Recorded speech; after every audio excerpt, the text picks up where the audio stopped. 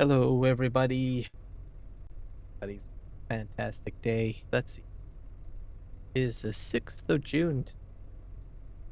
We're live streaming on PVRivers again. For everything functioning.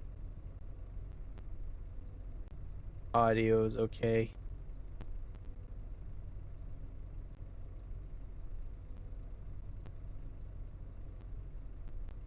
Why is there no volume? I'll go check. See what that says. Hello, Nacho. Welcome in. I'm gonna just check my streams here, make sure all the audio is fine. See if this works.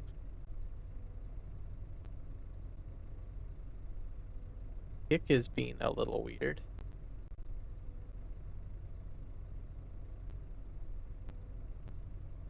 Probably close that window out. I'll leave that one open.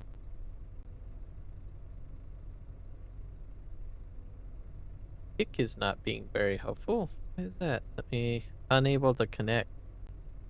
Just refresh my Kick and Twitch streams.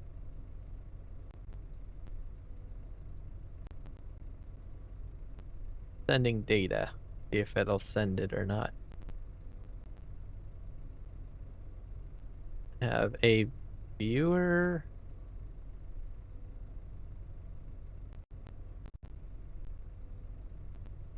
Okay, Kick has visual. And it has audio. Alright, Kick is happy. Oh, why did it go offline? It's struggling today. I don't know why it's struggling. Twitch is offline too. We'll refresh both of these. Yep, Botrix made it in. I'm happy about that. I'm not sure if it's 100% fixed or not, but that's progress.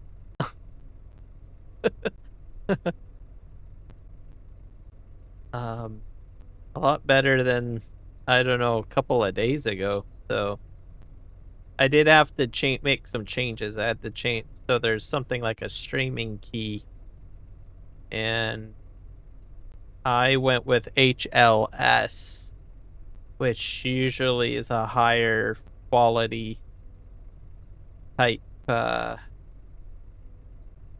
stream key. But not everybody uses it. I think it's more or less for people that have like I don't know, Macintosh or stuff like that. Seems to be a way too high end. But for chat bots, they probably only use the regular RTMP. Yeah, RTMP. Yeah, I think that's still offline. Twitch, why are you staying offline? Wake up. I think I might just wait, there's Twitch. I think I'm good to go. I think.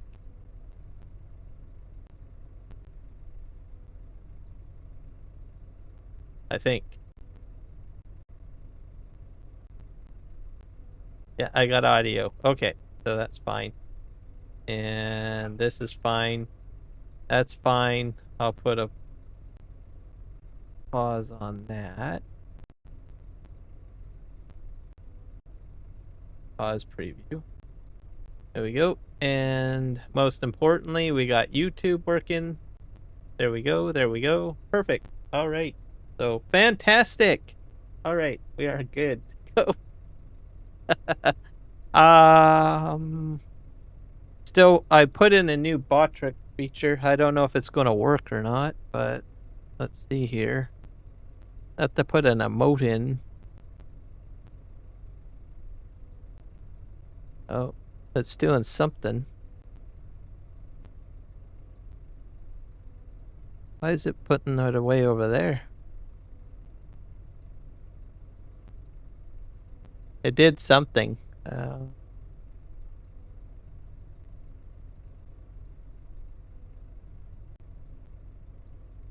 Oh, just delayed. Okay. So this is another feature of Botrix. It will send emotes flying through the air. Yeah. So that's another feature of Botrix. I found it while I was messing around the setting a few minutes ago. So people can have fun with emotes now. I figure I would give it a shot, try it out, see how it goes, see if it, blows up. I don't know. Anyways, you guys can play with the emotes and have fun with them if you want. They'll fly across the screen. So I figure it would be a toy to play with while we're live streaming. It'll work on vertical and horizontal. And I think it broadcasts onto Kick and Twitch as well. I wonder if my custom emotes will work. Hello, Michael. I'm just gonna make sure I said hello. Happy Wednesday. It is not Wednesday, sir. I don't know if it'll do that many. Don't know if it'll do that many. Oh, it will. It's just a bit delayed, I guess. All right, well, you guys can play around with that. I'll just see how it goes throughout the stream, and I will put up a Q&A that'll leave up there till the end of the stream, and you guys can tell me yes or no whether you like the emote feature. And then that'll decide at the end of the stream whether it's a good thing.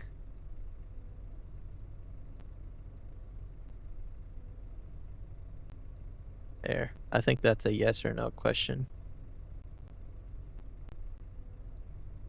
There. So, oh wait. Does it give you a yes or no option on that? Here, let me quit that out because I didn't see a yes or no. I'm gonna redo it.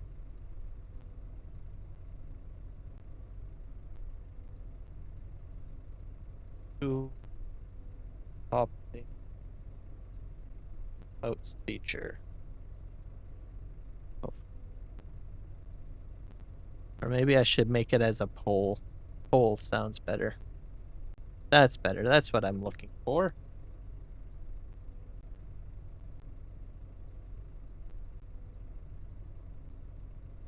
It's a big thing that they usually use on like Twitch and Kick, and there are some YouTube streamers that use it.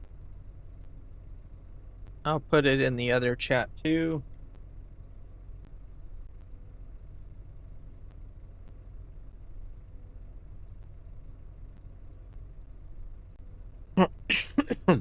So I don't know.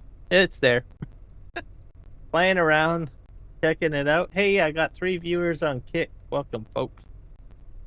Glad to have you over here. Let's see, how's our Twitch doing here? I got 1 viewer on Twitch. Okay. We have a whole whack of people. I do know that we have more than 1 person watching on YouTube. I just think it's having a hard time calculating between the 2 YouTube live streams. So we'll just say that there's 1 million of you watching me on YouTube, and we'll stay optimistic on that.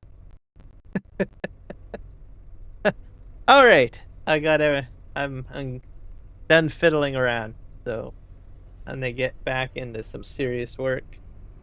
So, yeah, very productive day, everybody. Just want to let you guys know that Nacho is able to live stream. So, hip hip hooray! We did it. With the exception of the crazy shed, but oh well. So, I'm pretty sure we'll see some wonderful stuff coming from your channel, Nacho. It's great to see you join the streaming cool kid club. I guess you could say. um, and I look forward to seeing all of the interesting things that you can share on the farm. Um, a brilliant idea that came to mind. I'm not sure exactly how your shed is set up, but it just dawned on me because we were talking about mounts on your tractor and stuff like that, and I thought about this just now. Usually the cell phone can actually pick up audio fairly well, and if you could find like I don't know, a used tripod or something, you could probably put the camera mounted on a tripod outside of the shed. Mind you, I don't know the rest of the layout of the shed because the the connection cut out, so I don't know if you have to actually go in deeper, but that just sort of just popped into my brain now. Oh, oh, sorry. That's all right. Um, yeah, so guys, go to Nacho's channel. He finally got made it to like 50 a few days ago, and we finally got him active to live. But my idea was, and it just popped into my brain. I thought, well, couldn't you set up a tripod outside of the shed? Because usually cell phones are fairly good at picking up audio. Especially if it's, you know, not very loud or anything like that. That might be an option. But of course, I don't know where you do most of your work in the shed, like if it's further back in. Because we didn't get to see much of the shed. Because once you went in, it seemed like the signal went out. So, but I thought, well, if you're fairly close to the open door where you do most of your work, you could set up a tripod, sort of outside, is what I was brainstorming. So.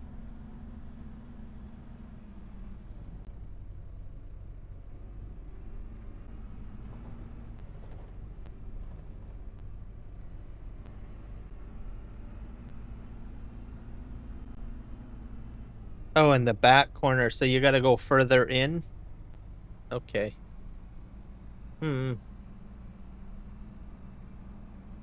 Any open windows? I just grasping at straws here. Of ideas, because even a window mount might be fine. That could work too, like if the window opens up somehow, and then you just have something sort of mounted. Because the metal roof is realistically the problem, right?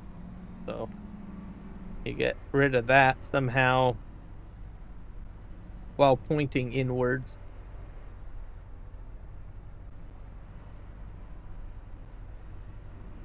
No windows? Oh my gosh. All right, I got it. It's a dungeon in there. Okay, got it. Well, I don't know.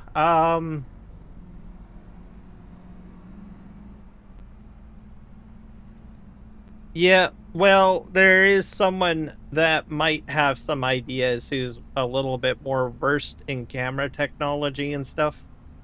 Um, there's a member of the 3Js, Juan, and he's like, you know, he's all into essentially buying camera equipment and figuring out ways to mount things and stuff like that.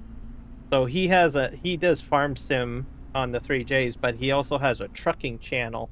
So what he does is as he's trucking, he mounts basically cameras everywhere on his truck, and he records videos and stuff like that. So he might have a few ideas potentially to products or things that you could consider doing to put the camera somewhere or whatnot, or other technology that might be cheaper or more effective at doing it.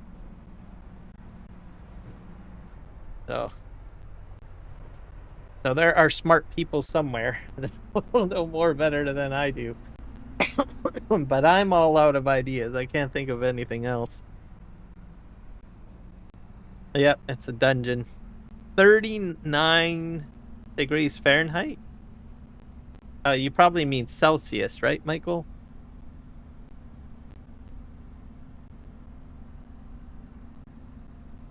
Probably meant Celsius.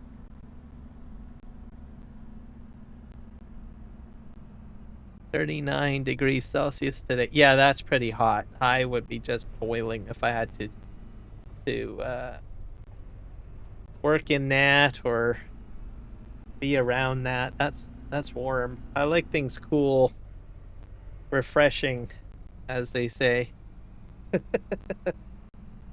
No smoke, I hope, heading down to Texas. Yeah, guys, we got like nasty wildfires up here in Canada. It's crazy. I think it's what, 4 provinces? I think it's just 2 that are in a state of emergency, and then there are building fires elsewhere. So myself, I'm in British Columbia. We do have wildfires, but we are not in a state of emergency. So, but I do feel for my fellow Canadians that are there, or even just south of the fires too, because the smoke is really bad, really bad. Hard to breathe. Probably very horrible for allergies.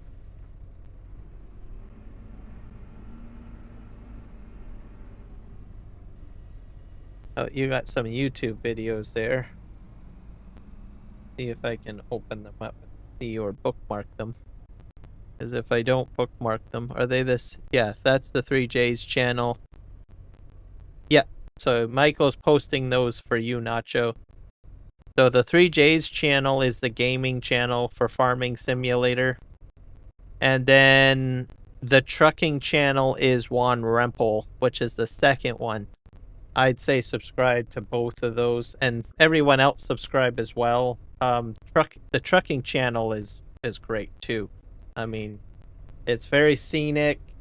What is it? He drives a Super Bee, I think, in some of the most, beautiful areas, but on some of the most challenging roads as well.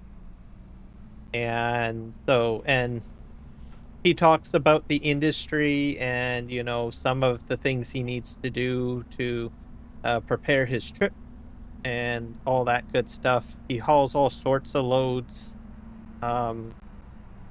construction material.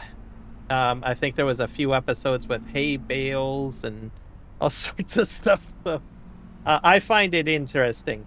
So, and he does a really good job on his trucking channel videos. So, and Michael, thank you for putting those links in for me, bud.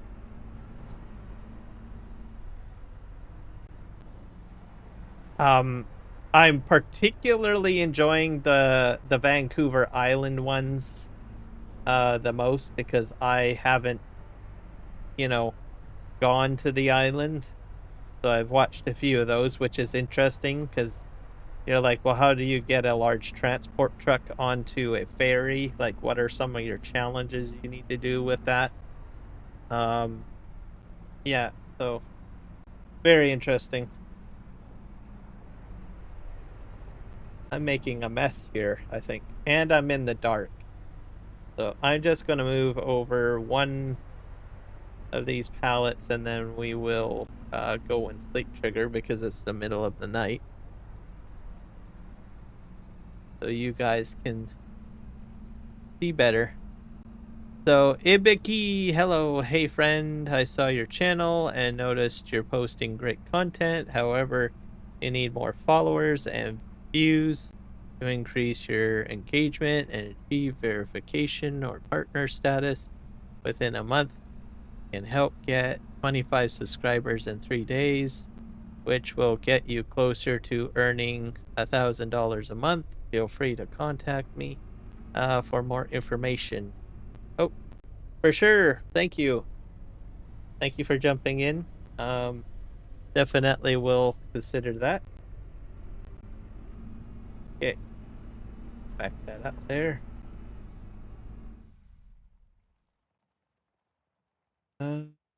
We're gonna sleep trigger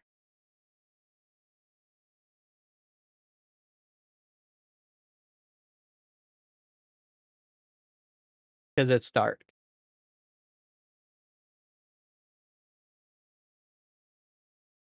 So while we're saving here, I might as well let me see if my custom tractor emote will go in. I'm curious to see if these will fly.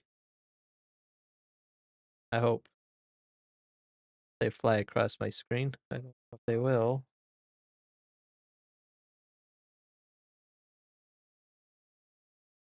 Might be a lot for them to process.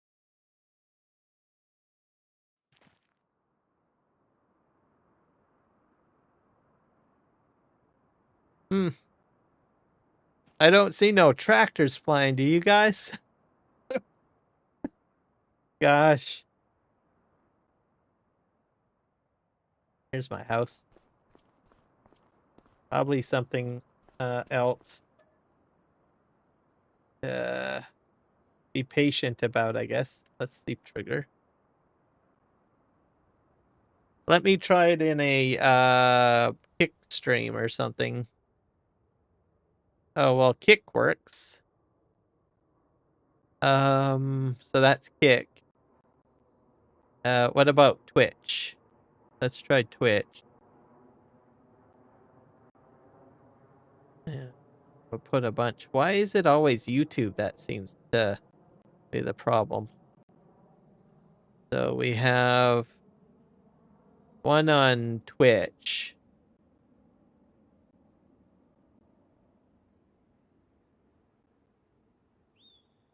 I think Kick does far better though. See, I put in 2 emotes and it only did 1. But then if I do like all of these, are they gonna go flying?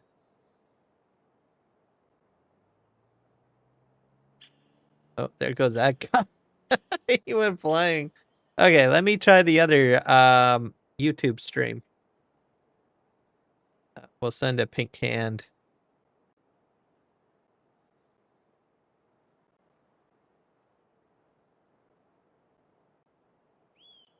Oh, pink hands went. So that went fine there. Does my tractor go? I don't think my custom emojis work. Yeah, custom emojis don't work. Okay, let's go back to the chat you guys are in.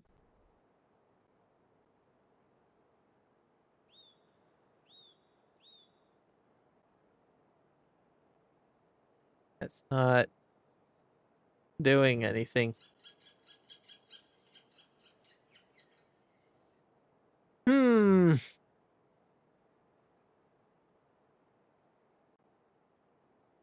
Botrix is gonna make me pull my hair out.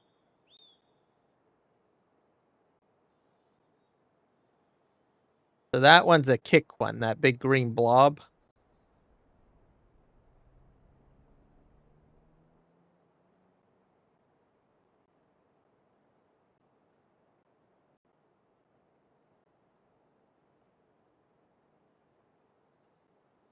It is, yes, I agree. No, I think I still got more research to do on why certain things with Botrix just don't really cooperate on YouTube for some reason. Oh, I'll figure it out one way or another.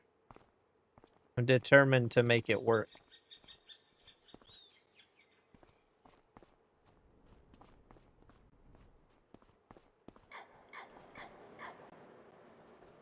Okay, let's but I'm gonna keep the feature. I guess we'll see. I've got the vote up anyways, so people can. Looks like most people are saying yes.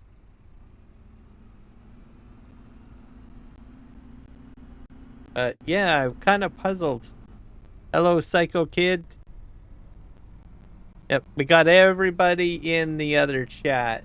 I'm guessing Michael and Nacho, you guys are watching on the horizontal.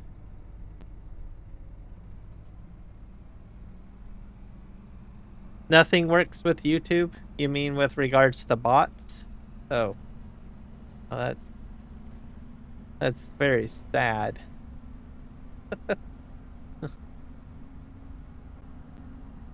YouTube needs to put in stuff then. Like, I think they need to put in more interactive functionality.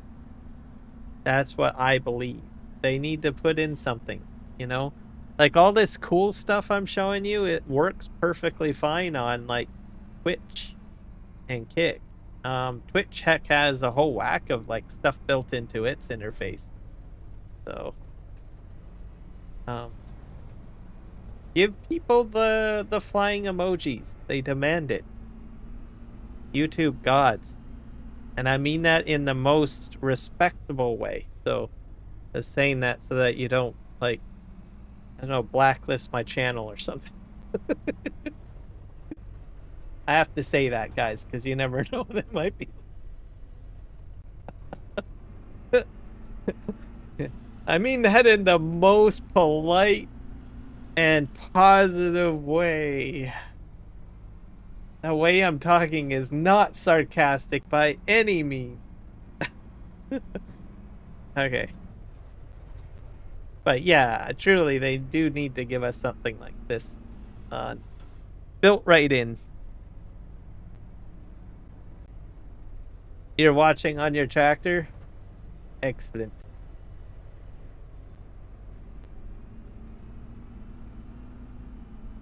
No, I'm watching on Netflix.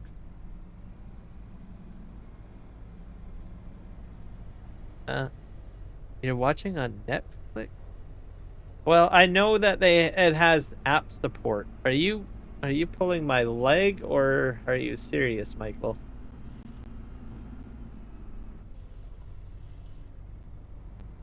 So, reason why I'm thinking you're saying the truth is because I know that Netflix does have some game functions in it. So I think I can believe you on.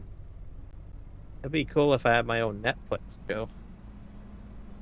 Hey everybody, check me out. I'm Kieran Gaming, playing Farming Simulator 25. Come join me.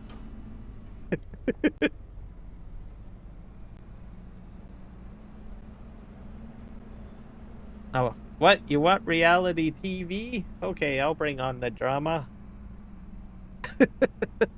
Not really. That would be hilarious. Okay, get some oil over here. We're in the month of December. Crazy. Okay.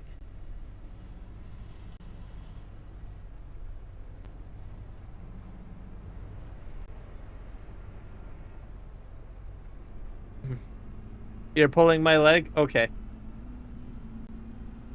I kind of thought so, but like I said, I know that Netflix has been adding like games, and I thought, well, games are an app, so maybe potentially Michael is not lying to me, or I won't say lying.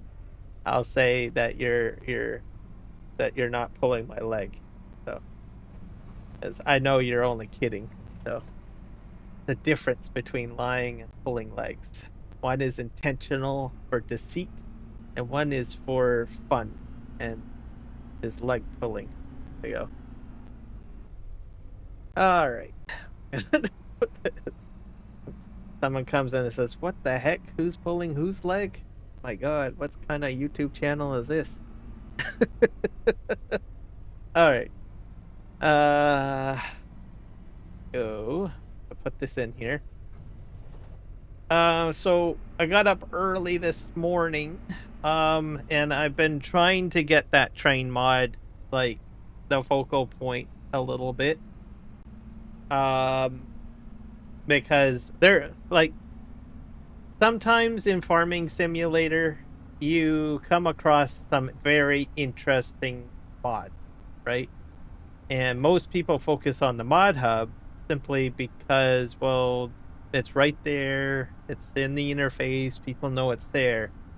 But at times there are mods that are substantially interesting or bring game-changing moments.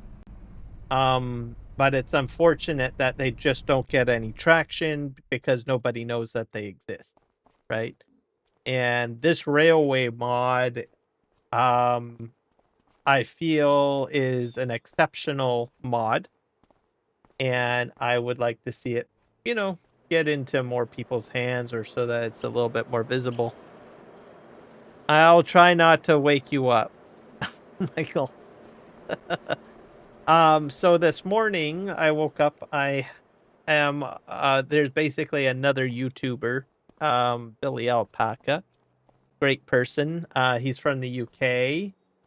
Um, for me, he live streams fairly early in the morning, so I ended up jumping into his live stream and talking. He knows who I am and aware of me, even though we don't kind of match the same time zones and the same time frame that we kind of usually, how do you say, get the opportunity to bump into each other, right?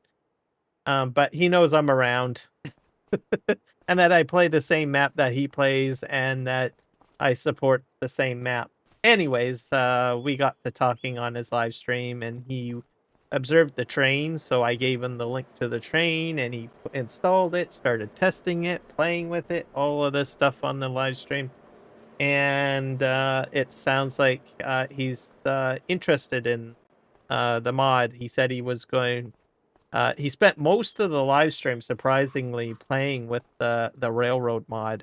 He went into it way more in depth than I've ever done, checking to make sure it would load correctly in the game and putting down all the tracks and putting down all of the stuff and everything like that, laying it out and promoting the mod on Twitch and YouTube. So um, it was phenomenal, and then at the end of the stream, he said, "Well, I plan to sort of work on this, and I'll have something set up for Monday's live stream," which I think is in 2 days or so.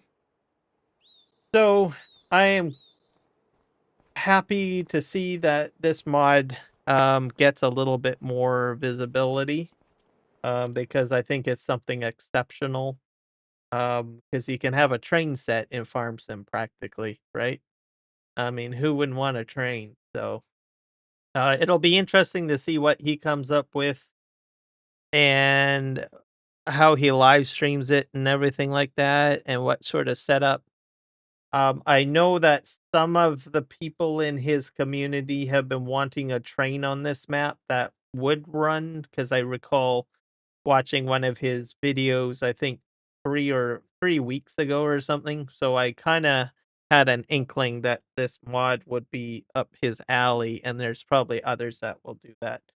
Um, the good thing about this is that it gets the modder a bit of recognition, and you know, at least that modder will know, hey, there are people that actually appreciate that I put in the time to put a railway mod into Farm Sim. So hopefully that type of feedback gets back to him, or he starts seeing people, oh wow, this is on YouTube. Fantastic.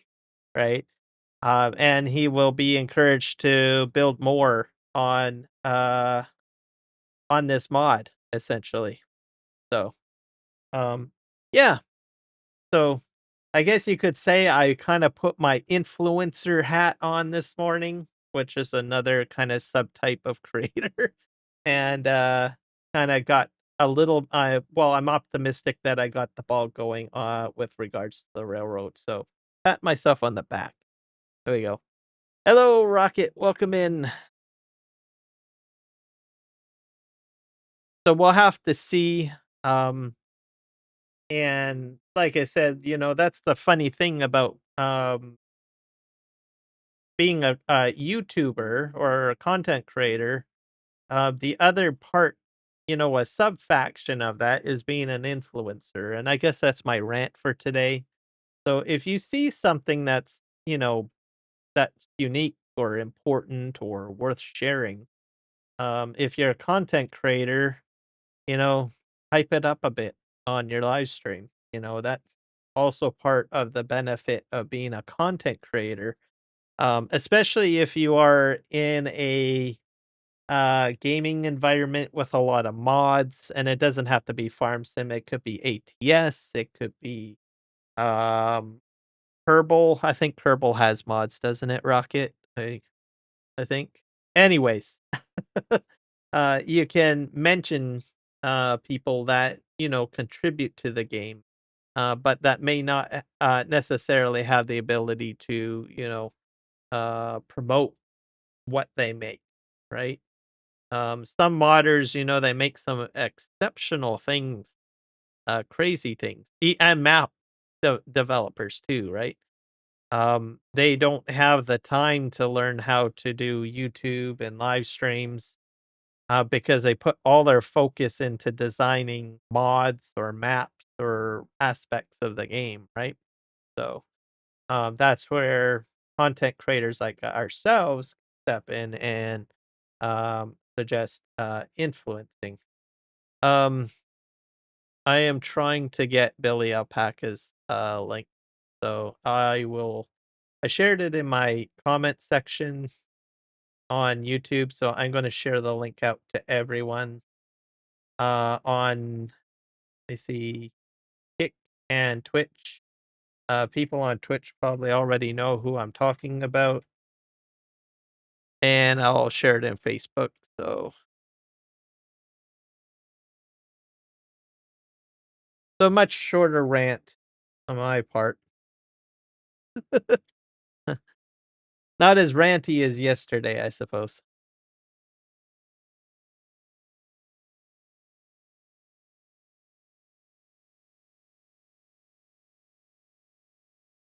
Yep. So yeah, and if you know that those mods don't get like any recognition, Rocket, that's part of what you can do as a content creator too, right?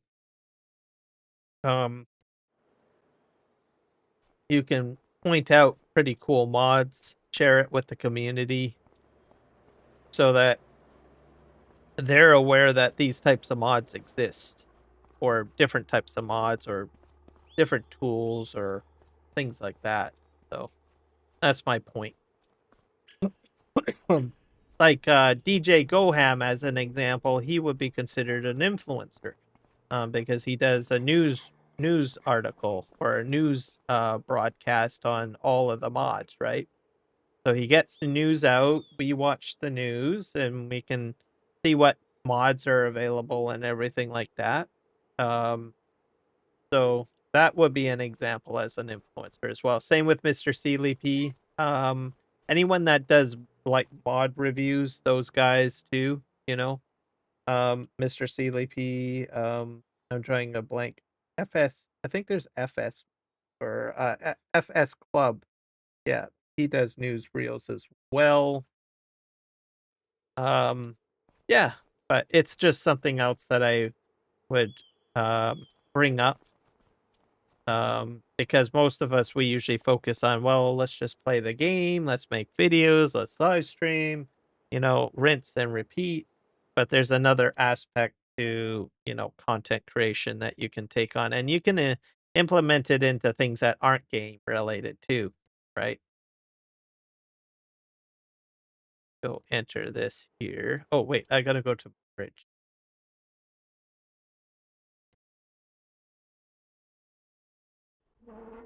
Yeah. Welcome in gaming with Nico.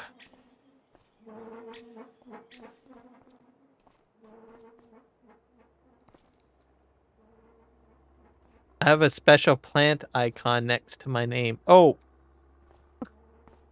the maple leaf, right? You see them on maple syrup bottles, except generally they're red. What are you talking about?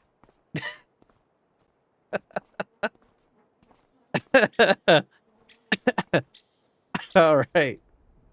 I'm gonna just slide this over there. We need some metal. Okay.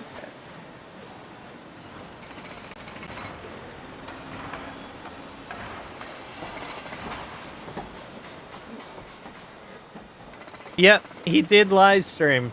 So you should check out his channel. That's another thing. I'm gonna share that to Nacho's channel.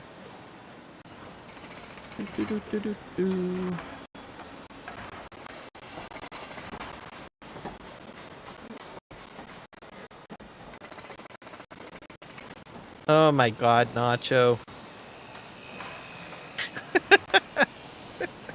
Okay, guys, I'm spamming out Nacho's channel. Check it out. It's gonna be awesome. You can check out his first live stream. It'll be up there too.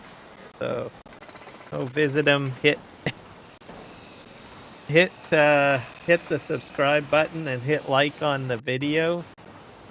It's interesting. I think the ranch area or the farm area looks beautiful.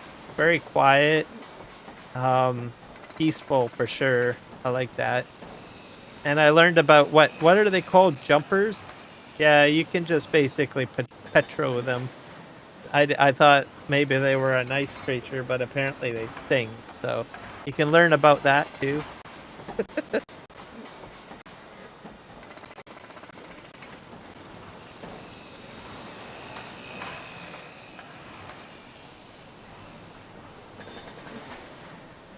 I think for me, if I went to like Australia, I would definitely ensure that I had someone with me wherever I went. Because I might see something that I think might be, you know, an okay creature, and it ends up being a complete demon. So, not something that I want to have to worry about. So, safety first. Go in pairs, I guess, as they say. Jack jumpers, yes. When I heard you say jack jumper, I was like thinking maybe it was some sort of like, you know, native monkey or something like that. But then I thought, maybe I better ask, what's a jack jumper? Definitely not a creature I want to go around by the sounds of it. I don't want to get stung.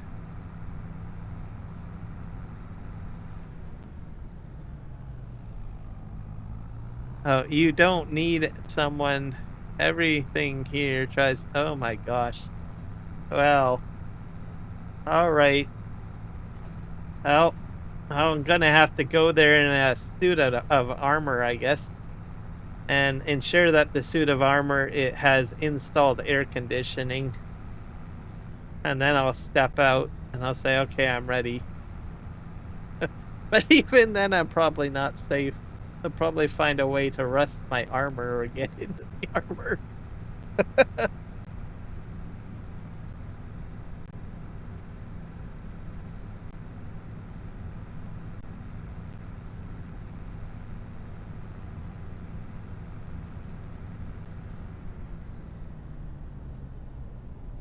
Bullet ants. A billion times more. Oh, I don't think I like that. Bring a flamethrower to... Yeah, I think that's a good idea, Rocket.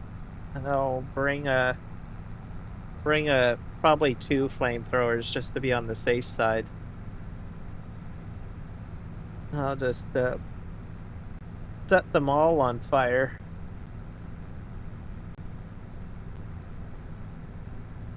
Yeah, where I live, I've got like nothing compared to what you guys have. It's like crazy.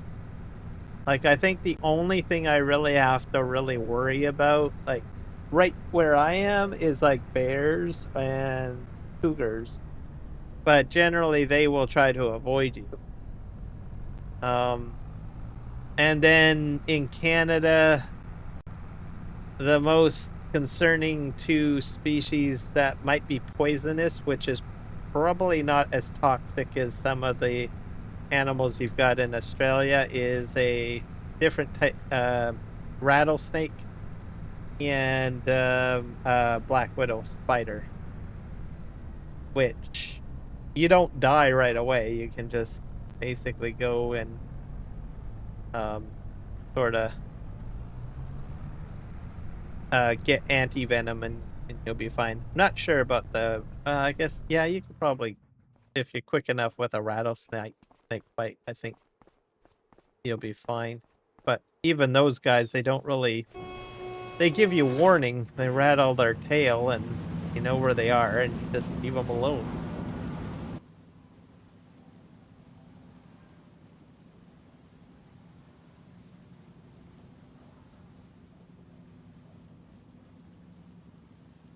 Oh, well, by the sounds of it, I don't think they're very balanced, to tell you the truth. I think far from it.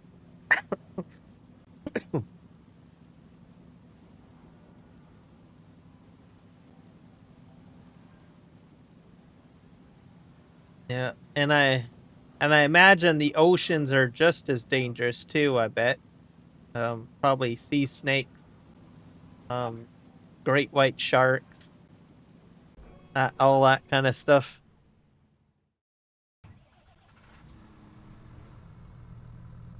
But where I live in America is Copperhead. They're pretty close. Hospital or something to finish the job. Yeah, I've heard about those. The Copperheads.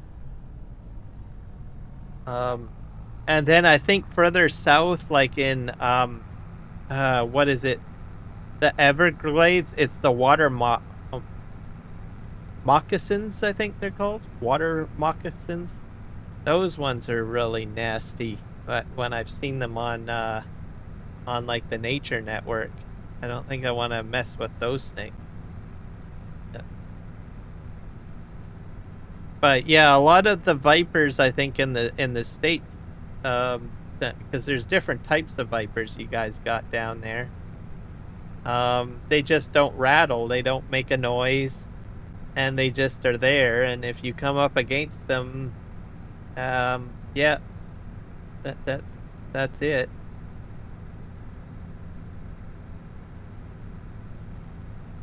Tiger snake. If you get bitten by that, you better pray. Oh.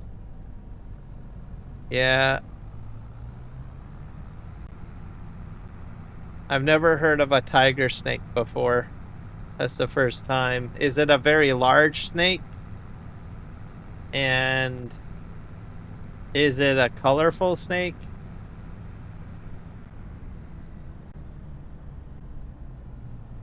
When I hear the word tiger, I think like tiger stripes or something like that.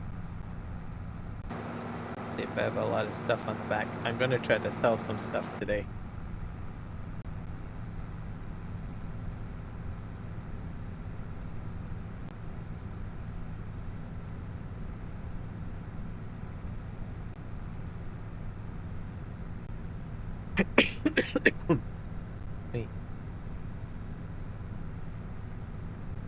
But yeah, snakes, man, they are crazy.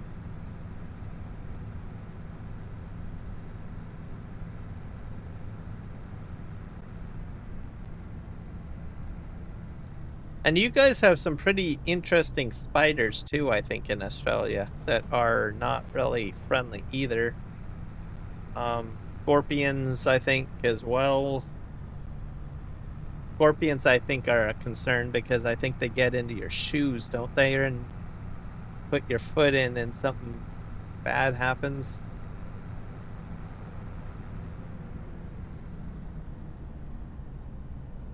Yellowish belly.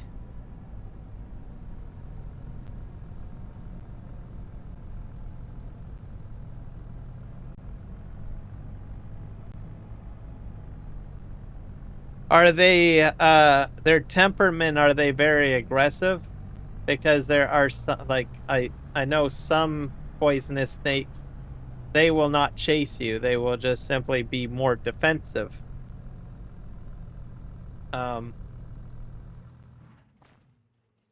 Unlike some snakes that are maybe out there. I think I'm in the wrong area. I think we'll go over to paper mill. Oh, scorpions, spiders, and other small things like crawl in. Yeah. Yeah, that won't be very good. As you put your foot in there and wham, they just hit you. And because of their size, the weight of your foot doesn't kill them. Because they still have reflex, right? So they have still the opportunity to wallop you. Very aggressive snake. You just do not move at all. They don't care.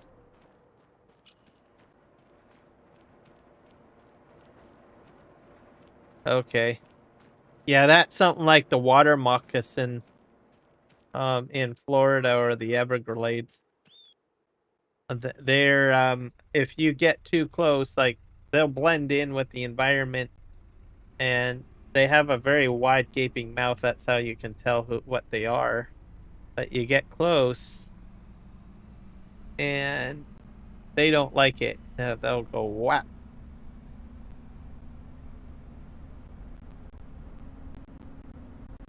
Wear no boots, die. Wear boots, die. Oh.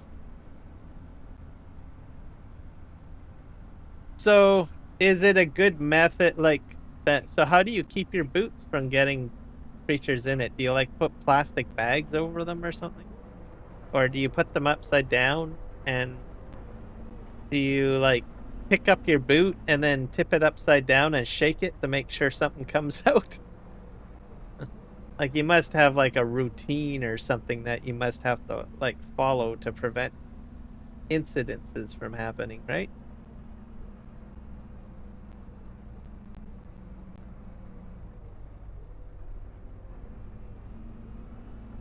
That's probably what I would do. I'd probably maybe wrap them up. I have a blowtorch. Stick the flame in my boot and burn them. Oh, well that works.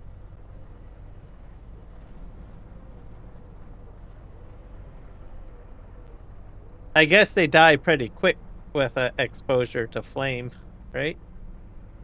That true? Hopefully.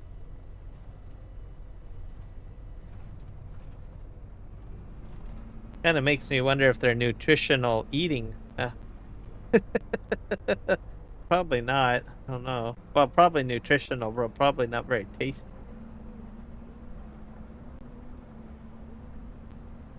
Yeah, we're gonna head over here. See if we can get some more paper out of here. Yeah, really quick. Okay.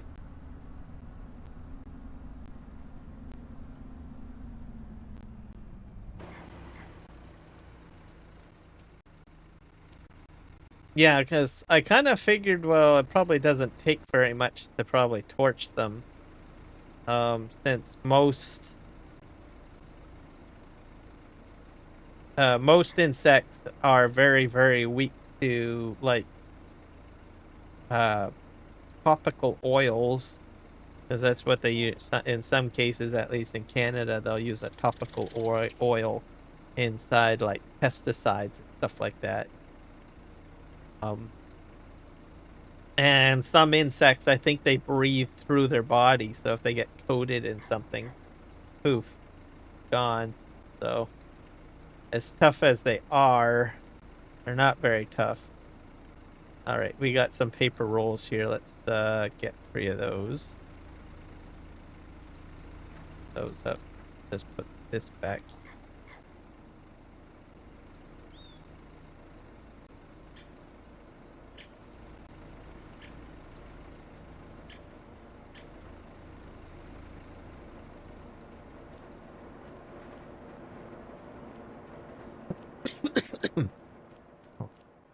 Well, that's good then.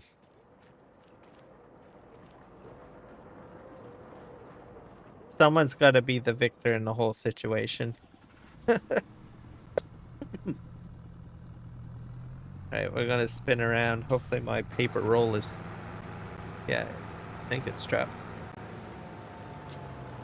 Oh. I spun right around. We'll fix that. Hello, trailer. Not sure about the gas mileage on this thing. Gas is creeping down.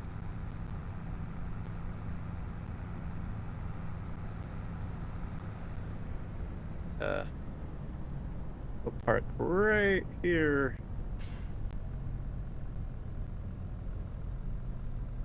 Perfect.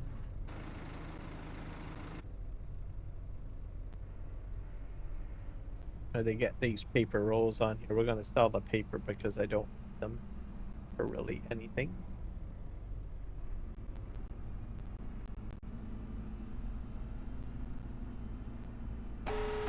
Oh my gosh. Thank you.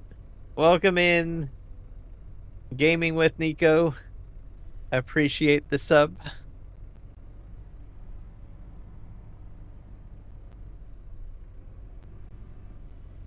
That gives me fair warning that I've been subbed. In case anyone wants to know. Alright, there we go. It's supposed to have a visual too, but I think I have to fix the browser source on that. But the sound audio works, so that's the main thing.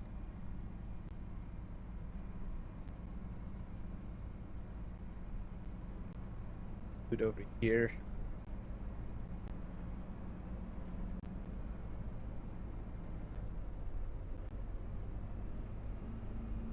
I'm gonna put this one on top.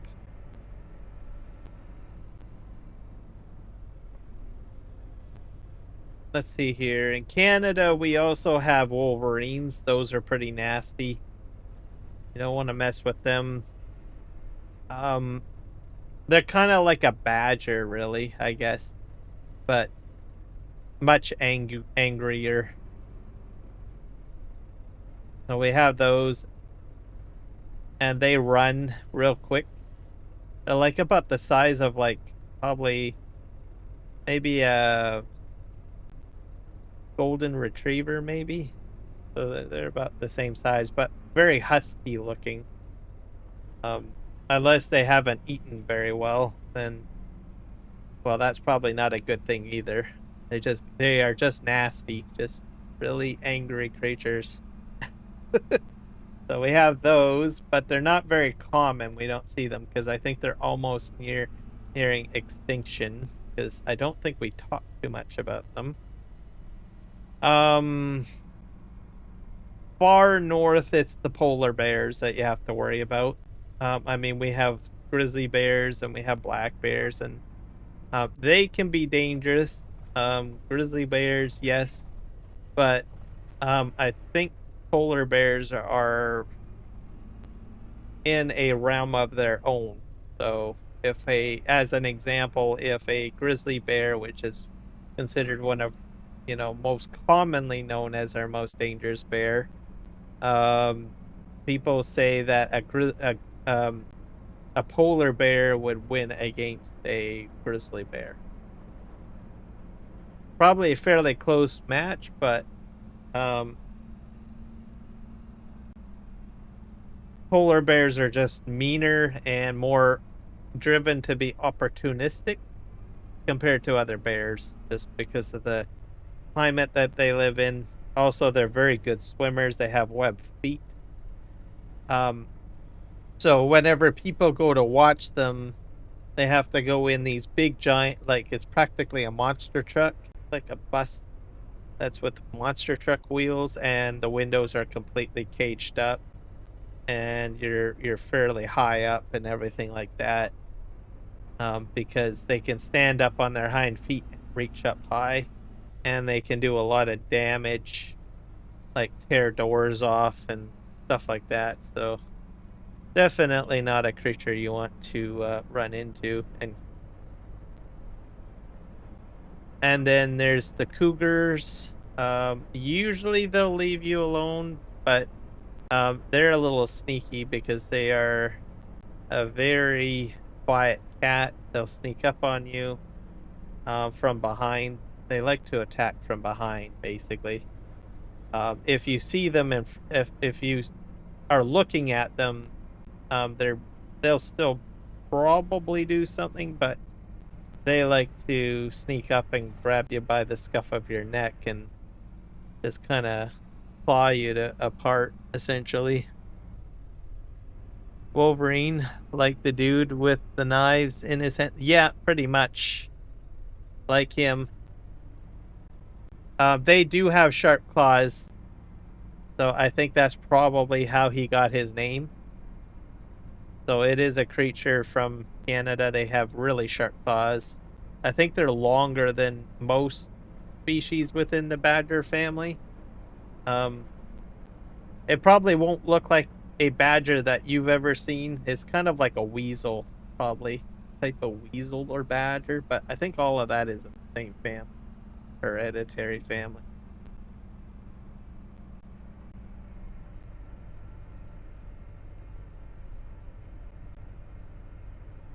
But definitely something you don't want to get mad.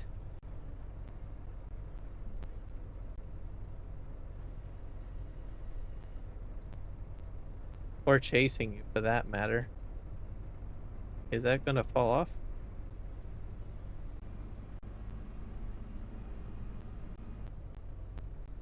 And we do have species of wolves. They are to be, you have to watch out for them. For the most part, they might leave you alone, but yet they are a pack animal. The eastern ones are probably the ones that you really have to worry about because, like I said yesterday, they are like a cross between coyote and wolf. So there's something in their DNA that has made them a little bit more aggressive than our standard wolf species, I guess.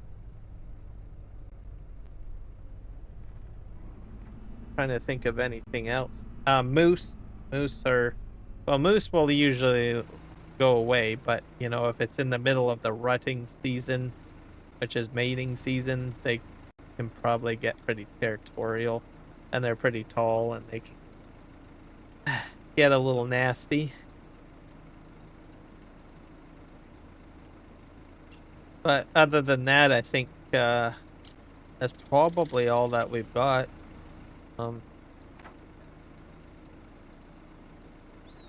And then smaller animals would be like porcupine, but I'm pretty sure everybody has some sort of variation of a porcupine or seen them. It's just don't pick them up and just leave them alone. Yeah, moose are very cool animals. And they're huge.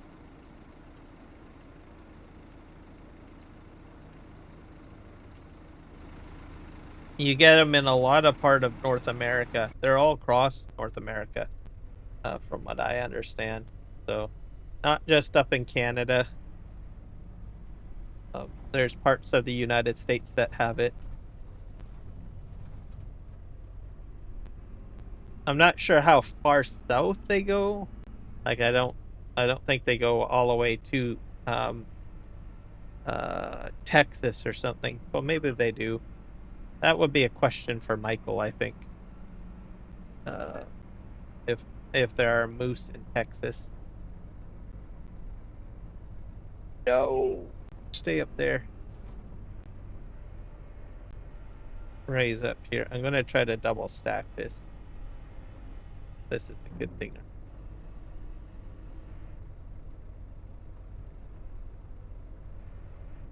Nope. Timber. All right. Well, you fail. I'm gonna deliver these, I guess. I'll come back for the rest.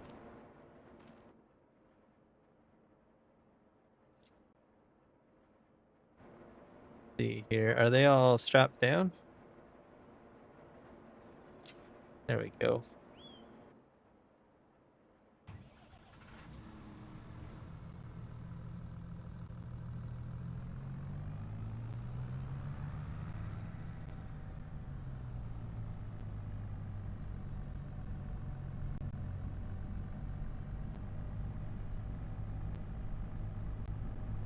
Yeah, I think porcupine.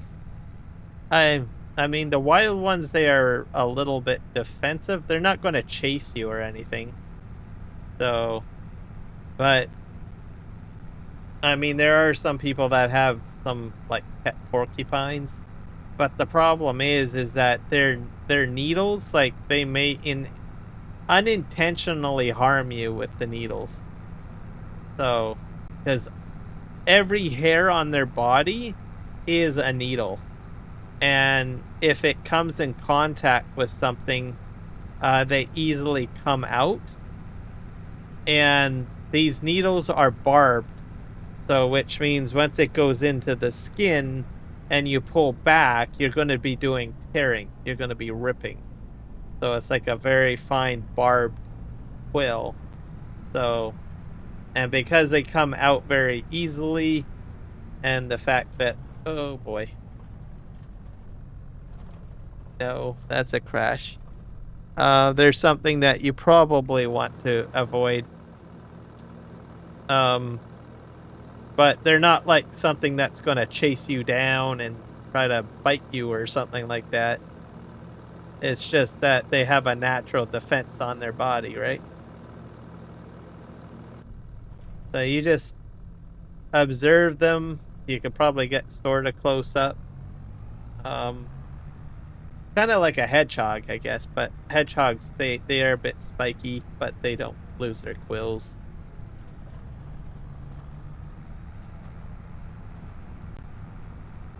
So, and probably like your echidna. So, probably same temperament.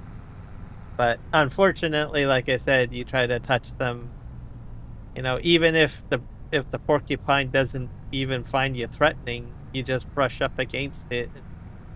Next thing you know it, you got quills in your hand or something, right?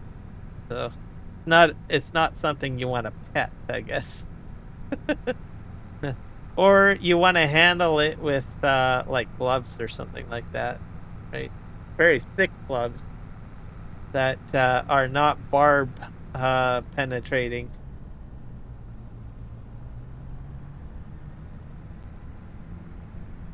Yeah. And their quills, if you run over them with like a vehicle, like a regular tire, the barbs can actually, you know, puncture your tire too. So that happens quite often. They're more of a nocturnal animal. I think they do go during the day sometimes, but they usually are more active at nighttime. So if you're driving in an area where there's, you know, porcupines, you really have to watch out for them. They're like a big hairy mess crawling on the ground, and you start seeing it on the side of the road. If you see something like that, you're like, okay, I better slow down.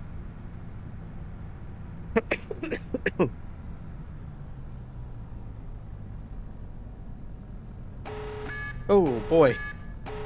Wowzers. Thank you for the follow, Sydney. Wow, that was alarming. Wow. Whew, that woke me up. Man. Have to blink my eyes a couple of times after that one. VJQH, my friend, welcome in to the live stream. You guys should honestly check out VE7QH if you want to know anything about radio. He does all sorts of awesome stuff. Trust me, you gotta check it out. He's like the brain scientist on it all, in my opinion. Gotta watch for the cougars too. They'll take your oh, that sounds like a story and a half there. Did you get your wallet stolen?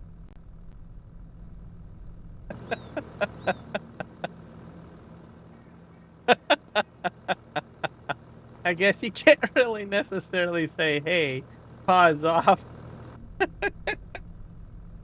Oh my gosh. I have a feeling there's a story behind that. uh, yeah, cougars are definitely not a creature you want to mess with. No story, just a joke. Okay, fair enough. Fair enough. Right. I had to ask because you never know. It was probably chasing a couple of bucks. Sorry. A little bit funny there. That's bad. My part. No. We consider bucks like dollar bills. I think, for all you folk that don't call it bucks. And you put them in your wallet. So there you go. Yeah. So how are you doing, BE7 QH? Have you done any new videos, or have you done any videos or out in the field?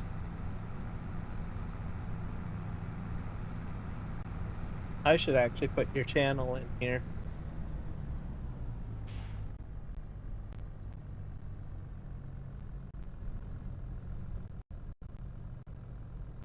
Yeah. Some very interesting stuff. Go to the channel. Grab that.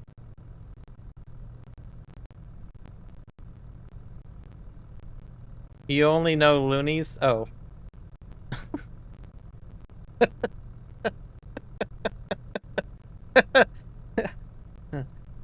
I kid you not. I am not a loony, okay? No.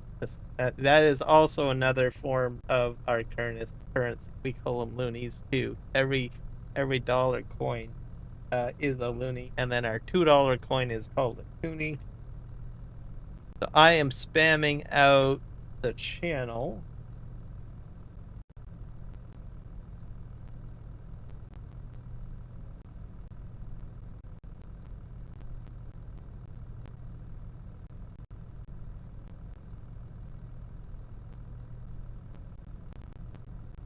No, that's quite all right. But guys, go and check it out. There's some interesting stuff on there. If you want to know about radio, outdoor stuff you've got on there. He takes apart equipment like radios and stuff. I mean, it's just crazy. Some of the stuff that he does. You can give hit him up with a sub and check it out.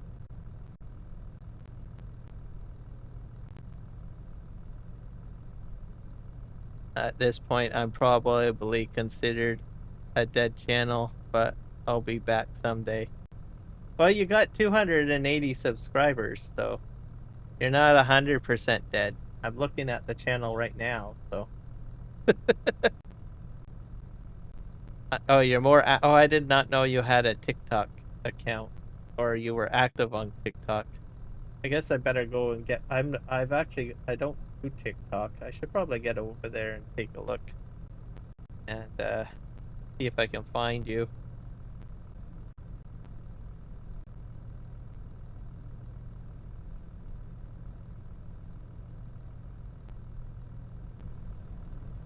No, makes sense. You know, you gotta do what you gotta do. So work and real life stuff comes first before play. And if you have the extra time, you can jump in and do all the fun stuff.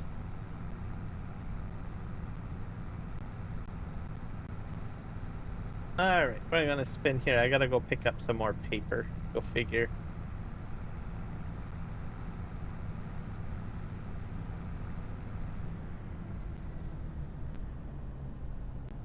Well, you've just met someone that knows a lot about it, Rocket.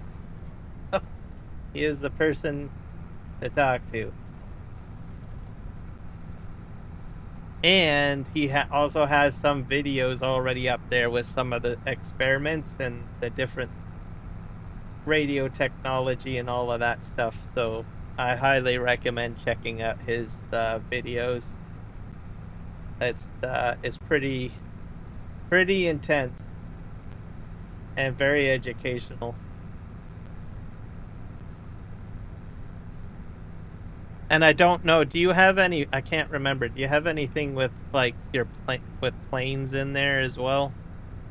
Can't remember if you had, if you put any of your flying in there. He flies planes too, by the way, guys. And he loves flight sim. So that kind of gives you an idea. All sorts of stuff.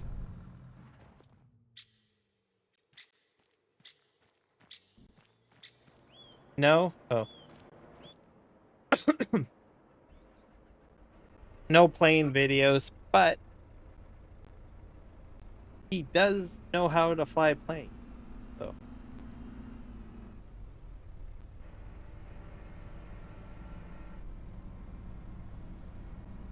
I'm gonna try to flip this over here.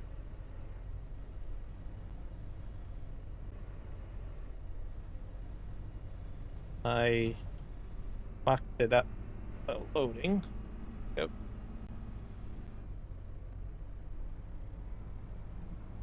Do, do, do, do, do, do.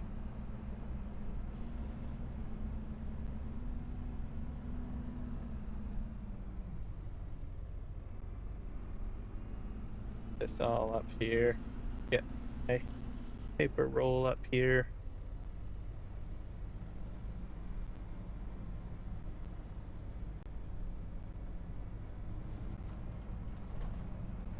Now this time I'm going to try to get at least a few more rolls to be able to shove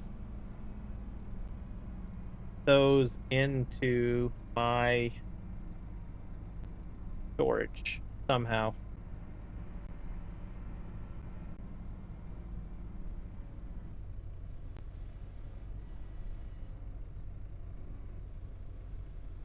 Go.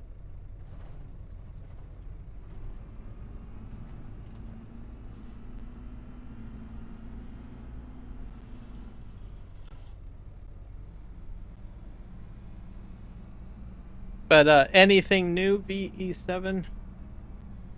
Been a while.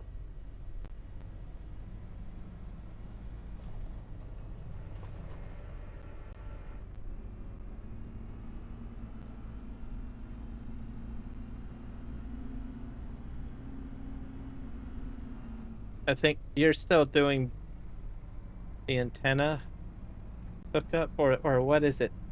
Is it the antenna for the sensor? I can't. Having to do with the weather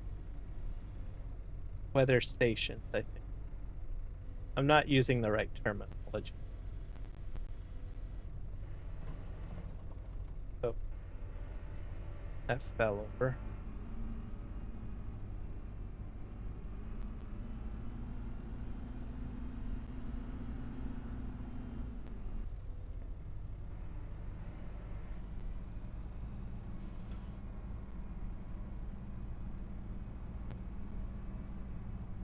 Well, that's something I did not know, that the licensing was different.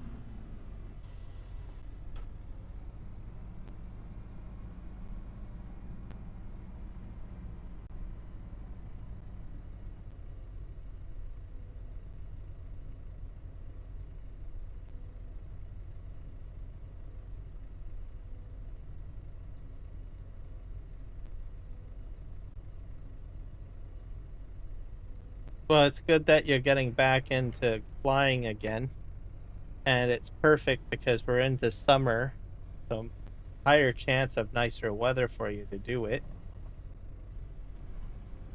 And wow, 7 days a week. So are you, so if it's 7 days a week, are you like on the road all the time, or are you like you go to a location and you hotel or camp it kind of thing? Because I think you were doing a lot of driving, but I'm not sure if you're still doing that.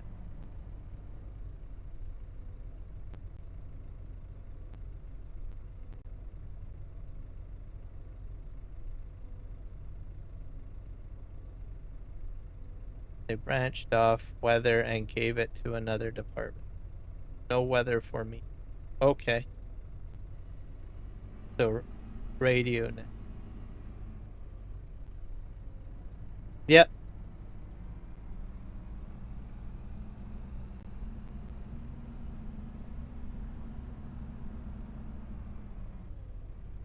Both of you probably have a lot in common. That's my assumption. But I could be wrong.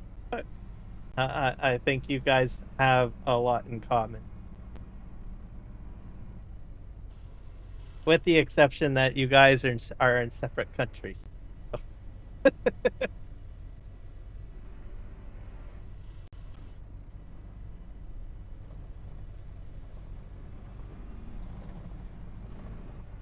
No! No. Okay, that was better. I don't know what happened there. Okay. Let's just back this up. Down. Go.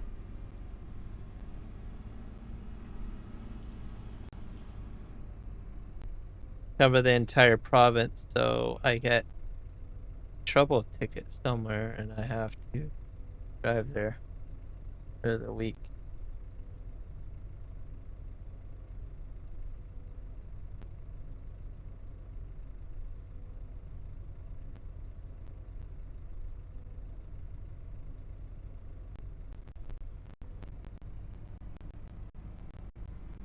Okay, so you go on for a few weeks, then or a couple of weeks, and then you you get a couple of days off, and then on occasion, do you you must make it home at night, sometimes, depending on where in the province that you're doing your work, obviously.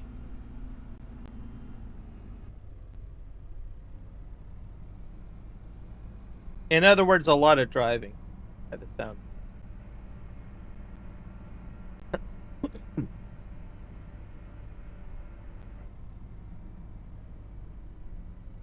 Load this up. Come on.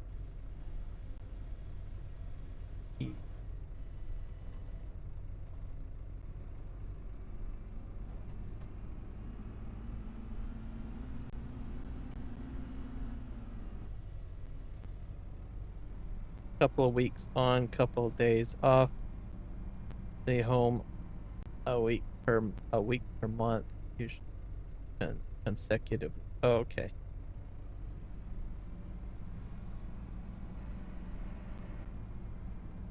Nothing too new. No. Nothing exciting and nothing to really report. Except for my channel, it keeps on growing. I've seen a significant jump, which has been good. I've been happy about that. Hello, Sydney. Welcome in.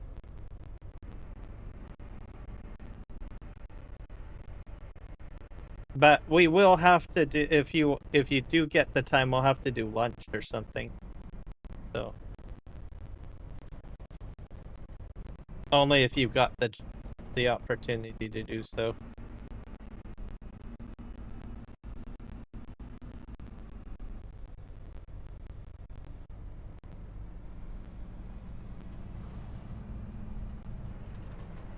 Meet up for breakfast, something like that, I guess. So if anyone doesn't know, we're actually real life friends, so in case you guys wanted to know. We've worked together, we've known each other for quite some time, so VE7QH is like my best pal, so just to give you guys perspective. Definitely we'll have to make time for lunch. Yeah, we'll have to do that. Give me a ring anytime. I'm open season, so just please leave your shotgun at home. Not that kind of open season.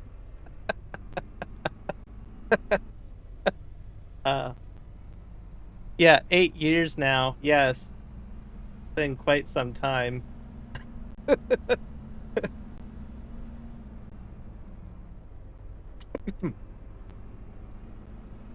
Yep. So we'll have to do lunch. So you'll have to let me know whatever works for you.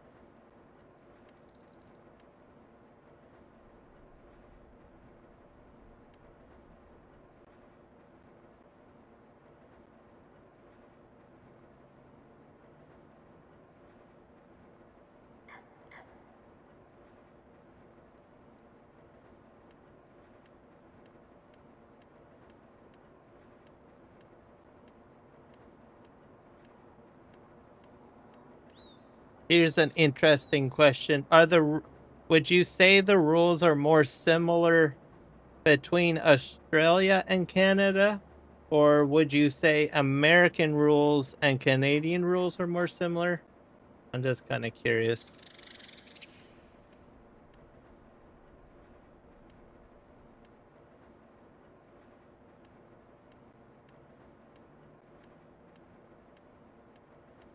I kind of figured the rules would be different.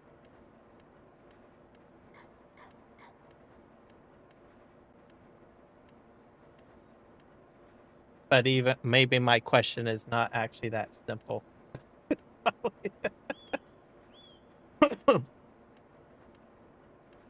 I think I'm out of paper rolls. Not good. Okay, so I think that's all the paper. There's some more over here. That's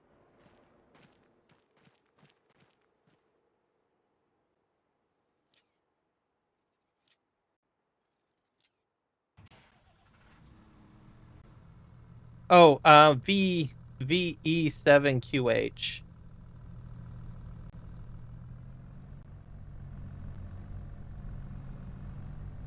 Seeing if you might know.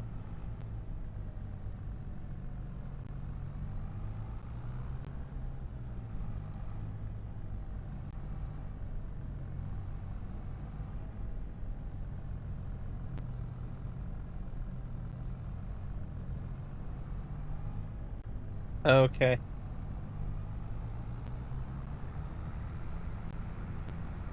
Well, that's good that we're the gold standard. Like that. But I kind of thought that it wouldn't be as easy as saying, well, yeah, this country and this country are more alike. I kind of figured that it wouldn't be that easy.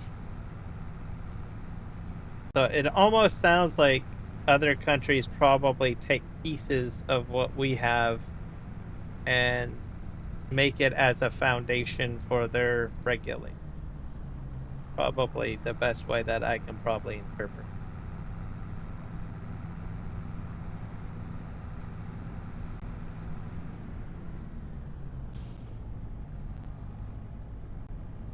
I hope I don't get hit by it. Should have looked both ways.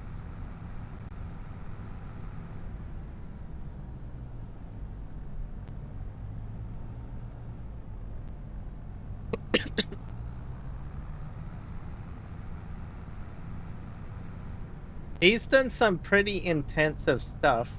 Like I said, I've known him for 8 years and followed like some of the stuff that he's done for his training, and it just blows my mind.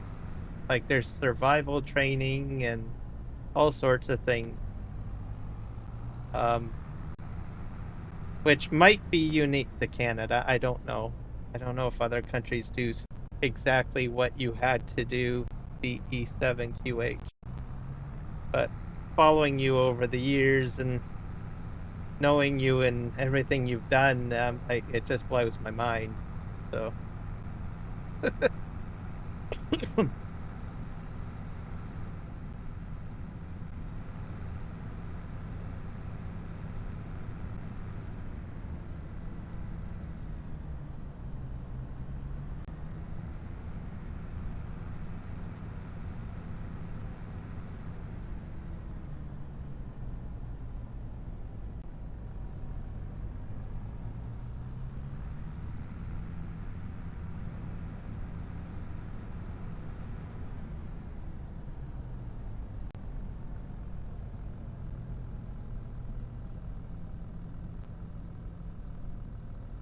Oh, oh, well, I guess that explains it. Yeah, we've got a conversation between VE7 and Rocket over uh aviation.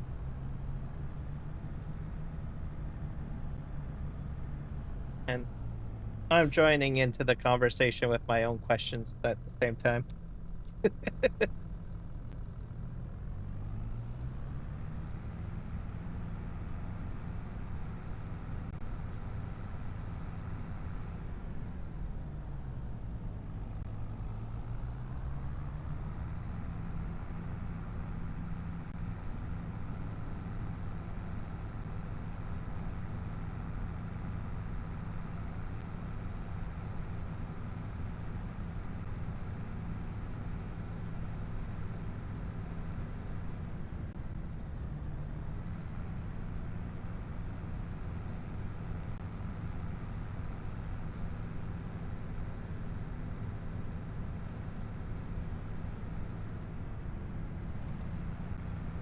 Yep, that's another thing you two have in common. Well, I don't know if you still do a lot of flight sim VE7, but I know you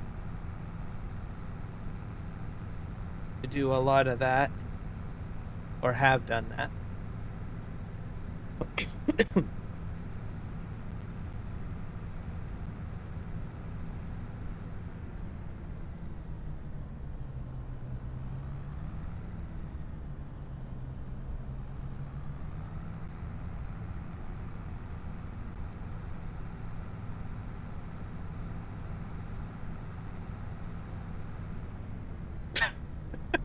I did, what did I say like about 30 minutes ago?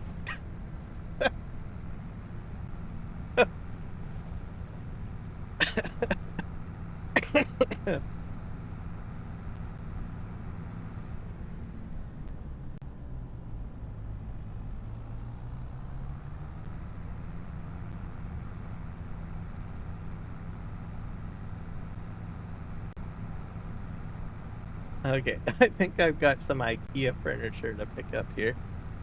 So,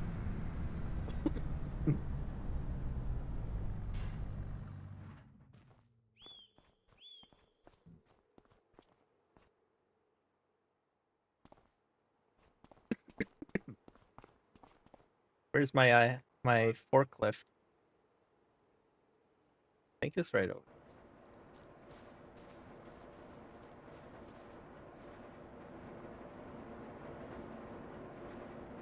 Hmm.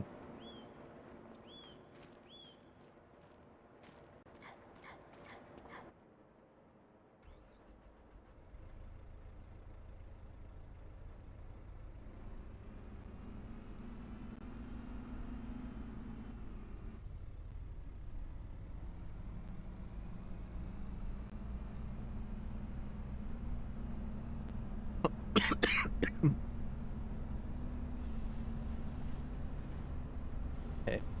I'm gonna be right back, guys. I'm choking up a little bit here. So I'm not gonna put it to the break scene or anything. I'm just gonna mute my mic and I'll be right back because I need something to for my throat. I don't have any aqua.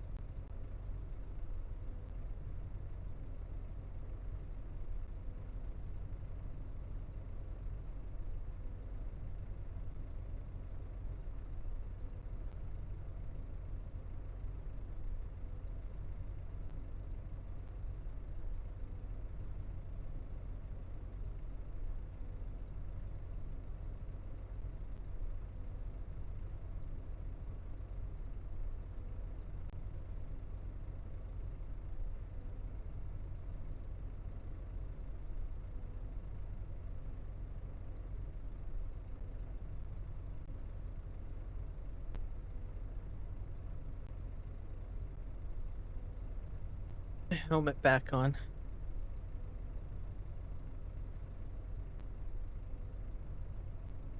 Yeah, I'm all choked up.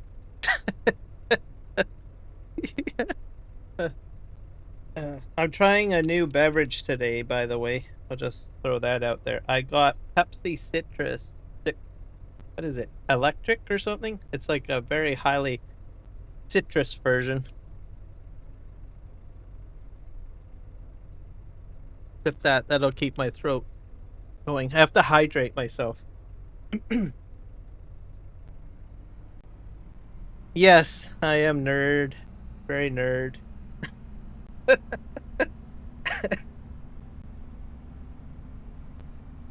you go.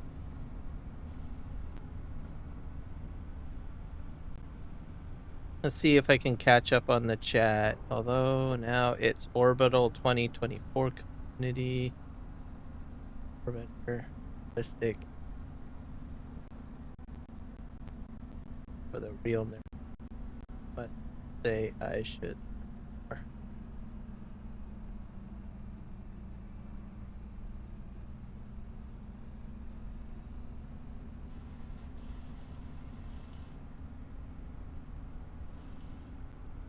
Fill up here. IKEA furniture here. Load it up. But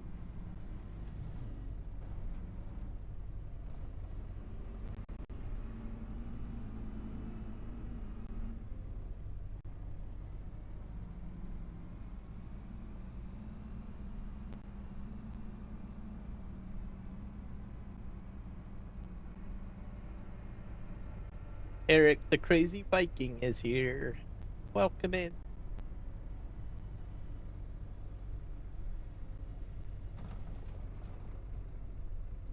Not sure if my emotes didn't jump around. Trying to get that to work. I'll eventually figure it out when.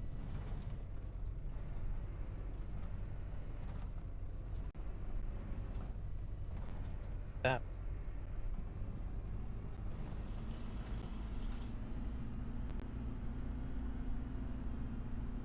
Let me just see if I can do another single emote.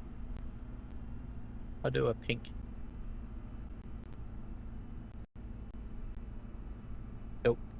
It's just broken on the on that particular one.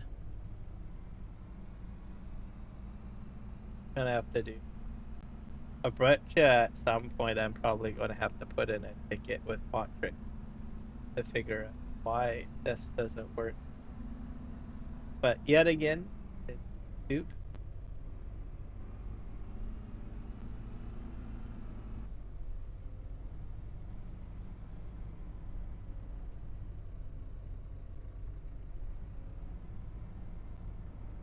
To tag people for some reason.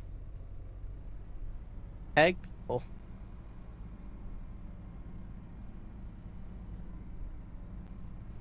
Oh, I know what you mean. The @ thing, right? You say @rocket @Hiram.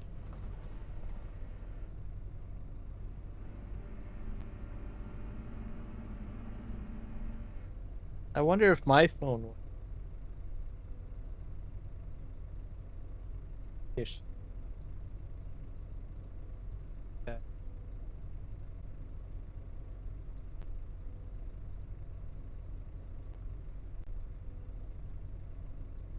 Because it might not be a you thing, it might be an everybody thing.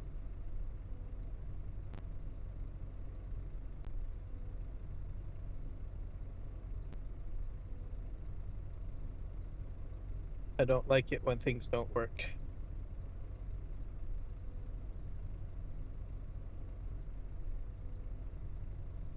Let me go to channel. Buddy.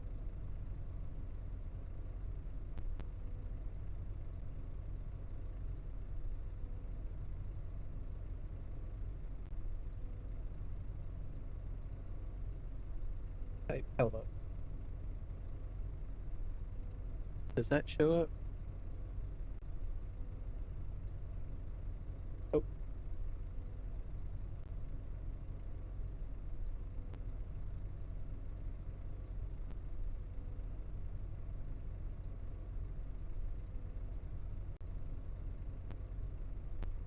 Only the comment section is coming. Oh well.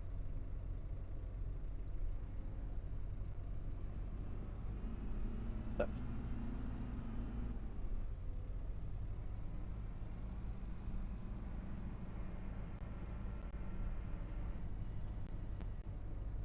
Put this here.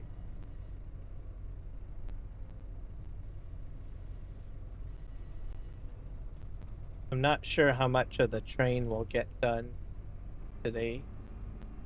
See, kind of more focused on trying to get my productions cleared. So much stuff just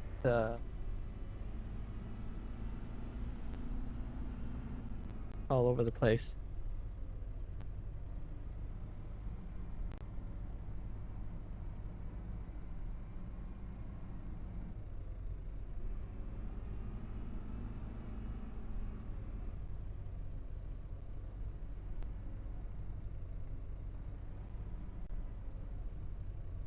Don't auto tag like PC does? Oh, okay. Well, then I guess that makes sense.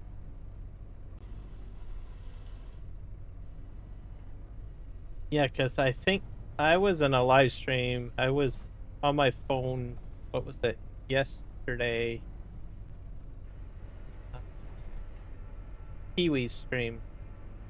I was trying to do because I was watching from my TV and I had my phone up and I was trying to do tagging. Just it's not quite working the way it should. It's a lot of the times usually I'm on my computer and I do my tagging from my desktop, so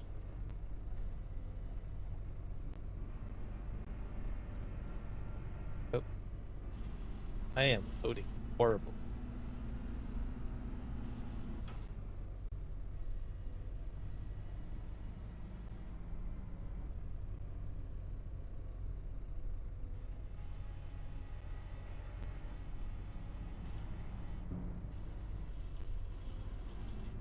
Also, both of you are in my Discord too, so.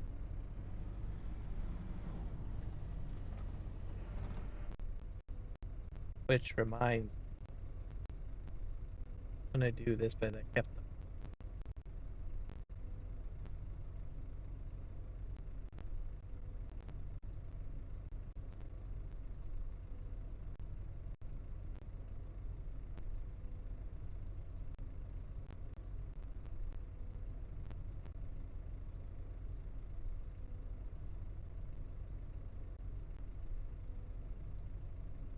You get a promotion. VE7. There you go.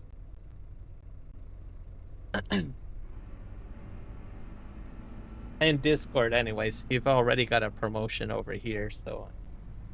Oh.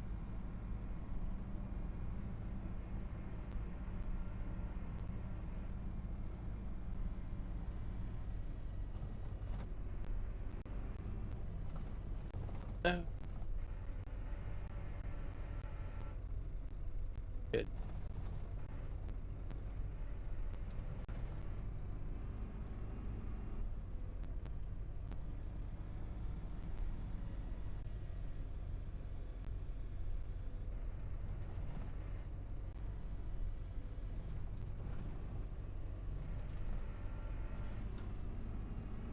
Sorry, guys, it's a bit sloppy. I understand. Rate is loading. I think I've had better moments, I think, loading. I'll just chop it up as Friday. Just leave it at that. It's a fair enough excuse, right? Someone's going to say, no, it's not. I expect 100% professionalism. Like, good luck with that. Okay. of that.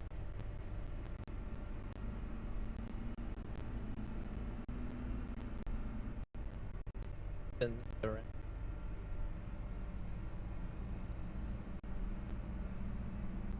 But if I did stack it better, I probably would have had a better chance.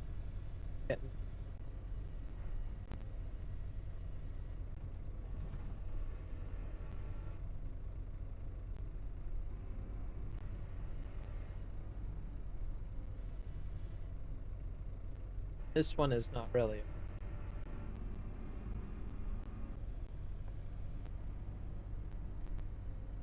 This here. There we go.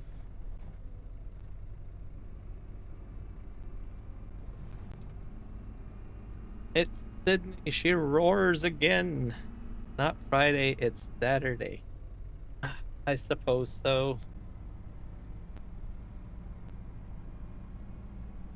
That's that. I'm not going to argue against that because that means I can be even more lazier then. Gives me the license to be more lazy if I want to. Thank you, PE7. Thank you. There we go. And I'm pretty sure Sydney will probably agree with us too. That it's still Friday.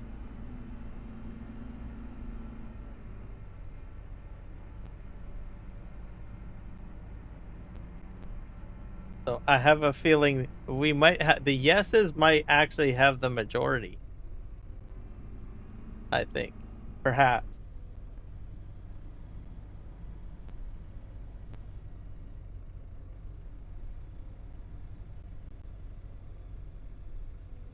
Gotta love democracy. There we go. Try to get this one. There we go. Better. Oh, yeah, that's probably true. Future people. Always got the always got the perks.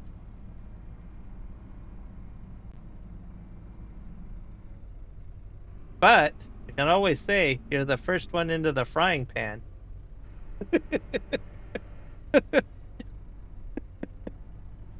That's the only comeback I've got at the moment that I can think of.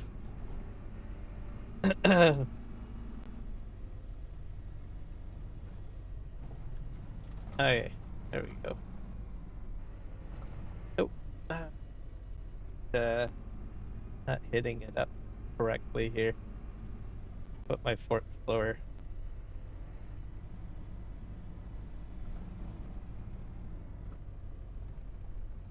Yeah, my loading today is atrocious. At this rate, I'm just trying to get him onto the trailer.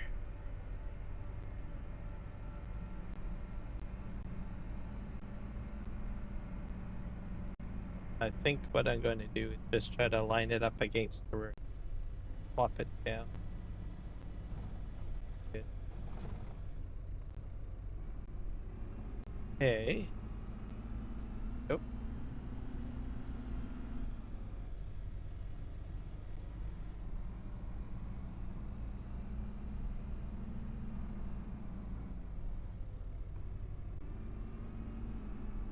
What's this Saturday Wordle? Asking for a friend. I don't know.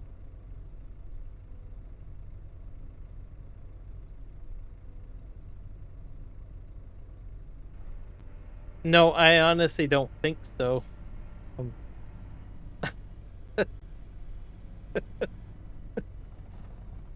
One thing I know about time zones is that it just confuses me. It's like, wait a sec, is it Thursday for you, or is it Friday for you? Is it Saturday for you? I've had plenty of those moments.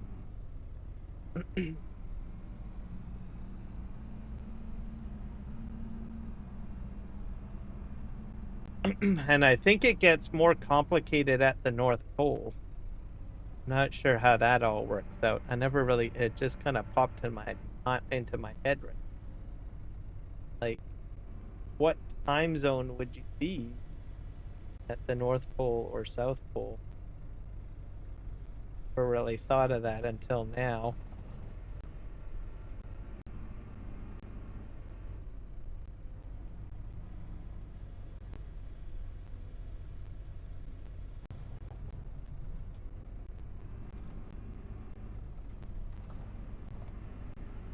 But I suppose it really doesn't matter because one part of the year is like complete darkness, and then the other part of the year is just complete sunshine. So maybe they don't even focus on time zones.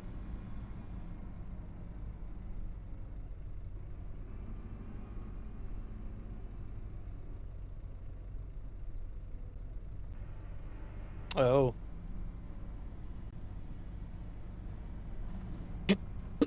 Yeah, I forgot about that too.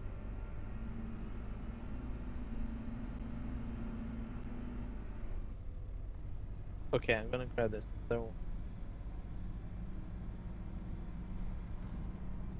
That.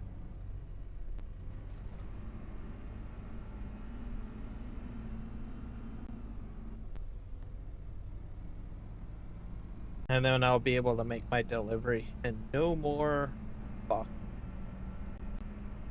cheap furniture.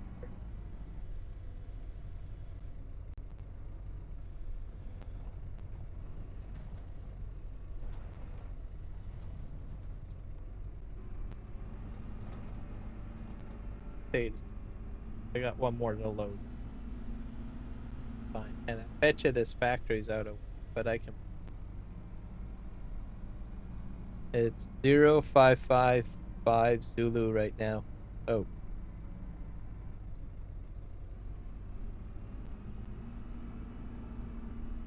So is that like 5:50 a.m.? 5:55 a.m.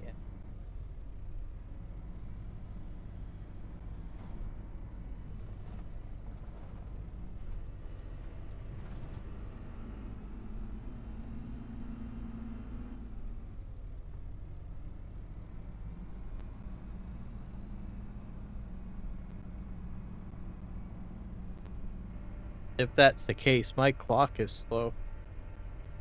I'm gonna think. Off on the minutes on my computer, I think.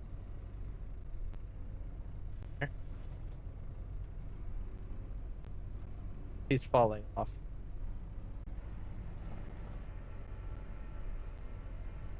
Ta-da! Okay, let's just get rid of the IKEA furniture. It's rubbish. Okay.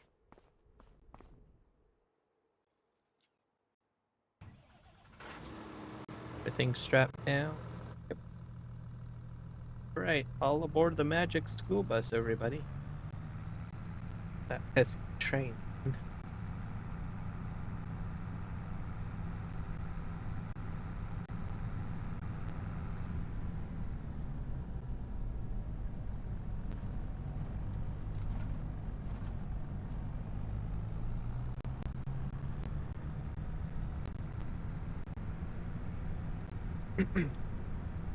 Oh yeah, you're probably the closest person to the North Pole, Eric.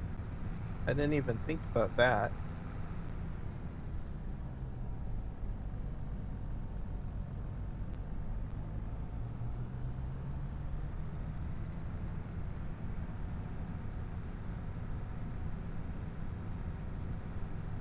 Some reason 7 hours ahead Pacific Standard Time in the winter.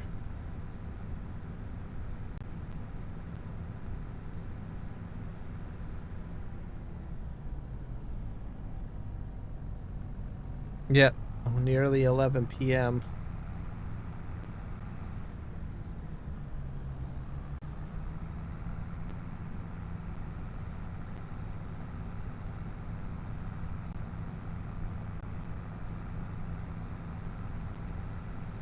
And which country are you in, Eric? always wondered that.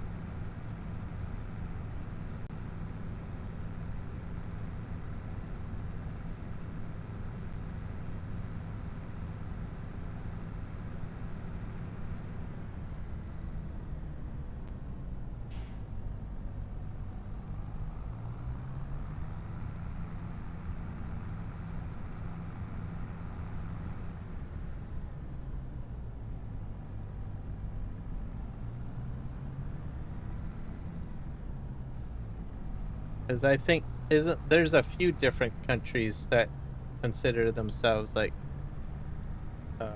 Viking, right? So, or I could be wrong. I watched the TV show Viking, so my I guess that's not a real fair assessment because I mean there was some colonization of Vikings in England and the UK, so that's probably a bad choice. Norway? Okay. Yeah, that's up there.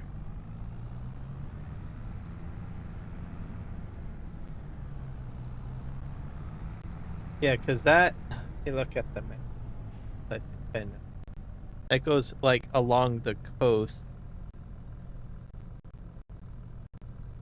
I don't think you can get any further.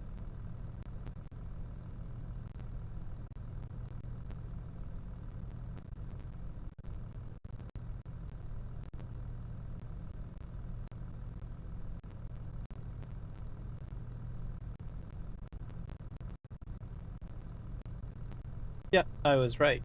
That's right along right along the Atlantic. And you stretch further than Finland and Sweden because it's kind of almost like Norway is like hugging Sweden and Finland is how I interpret it.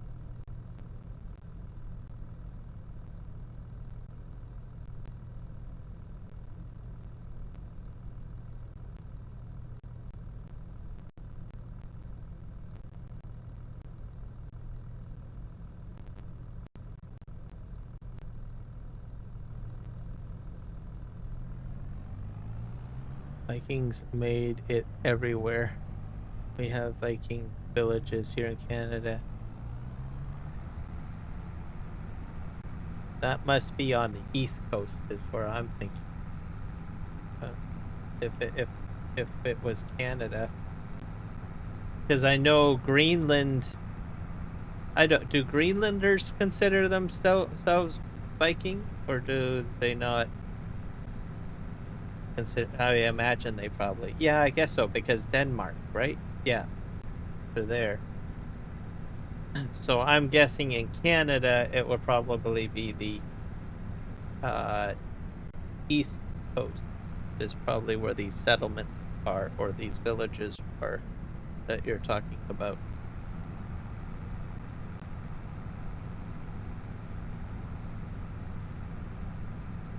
I'm gonna have to do some more Viking research, I think, or reading on it. Educate myself a bit more.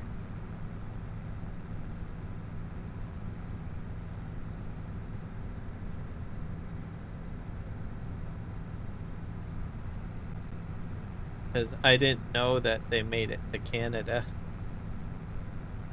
That's pretty impressive, I would have to say. Going all that distance. No train. Get shot by the train. We're gonna just take this right back to the other area. And I'll have to move the telehandler over as well. And have to check our bridge.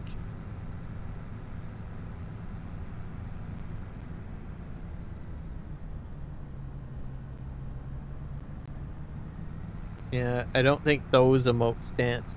You says at one point up north you can take a P in Norway, Sweden, and Finland. at the same time. Oh, so they all match up, in other words.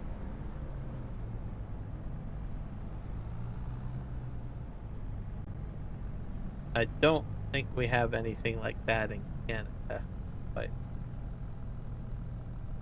or we got Newfoundland, Labrador, maybe New Brunswick has the village. Is they predate France and Britain. British contact. Huh.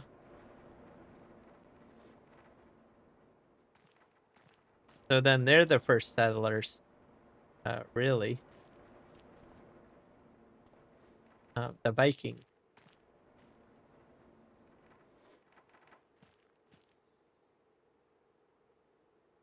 So the I guess the now my question is was Greenland located first, or was Canada located first? Or that would be kind of an interesting question between the two. I think. Oh yeah, I was gonna go get my Callahan. Move it over too. Hit tab a few times. Here's my train. Oh yeah, I've got that mess to pick up. I want to look at that now. I was like, oh dear. Okay, I do want to come over here and see how this is going. Requires metal and pipe.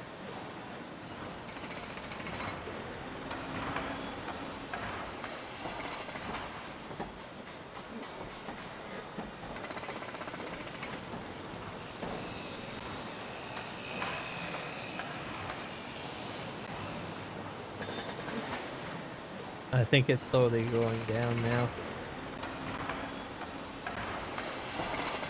Oh, that's good enough. Yeah, Newfoundland, Labrador.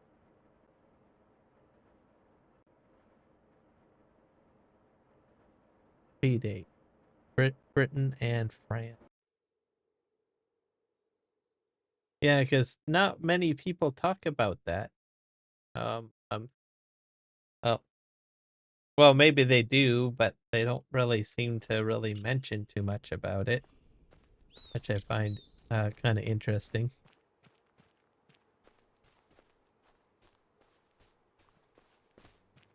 Maybe there's just not enough information. Perhaps that's a possibility too.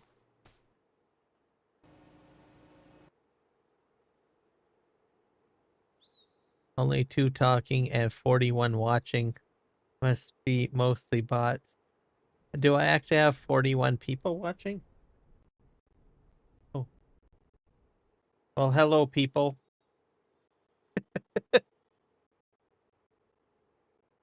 I just hit refresh on my stream here.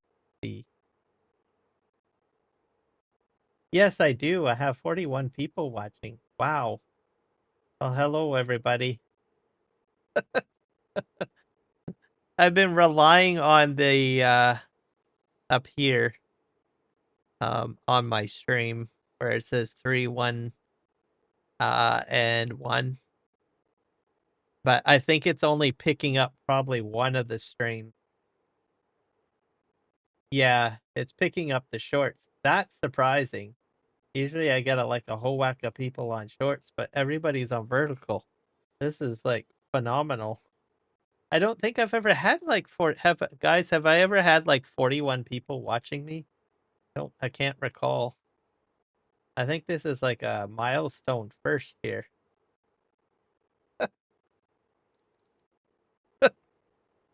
Which is greatly appreciated, by the way.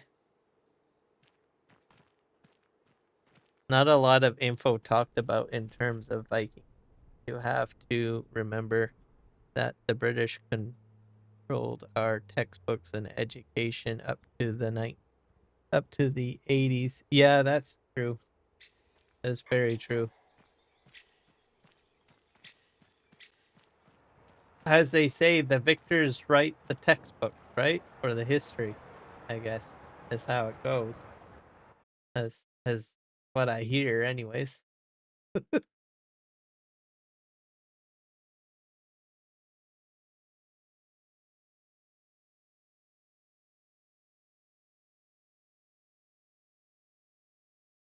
We can't have that new fangled science added. It's not allowed. Oh boy.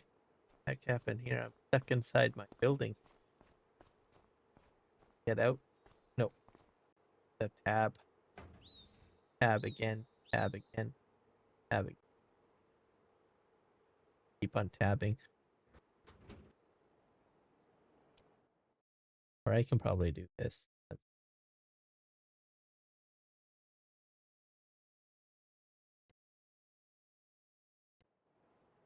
I'm gonna put this away. Since the bridge is taken care of, I guess I'll start loading my truck up. And I'll show people my railway a little bit, or talk a wee bit of it. It's not really a railway, it's like track with train on it, but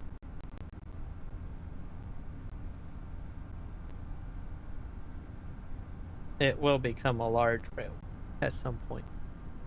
This is the first time I've been here with more than one other person. Don't get stage fright. Yeah, I know, right? I don't know what to say now. I like picturing right now, you know how you got those little minion dudes and they're all like looking at you and they're going, oh, that's the picture that I got in my brain at the moment right now.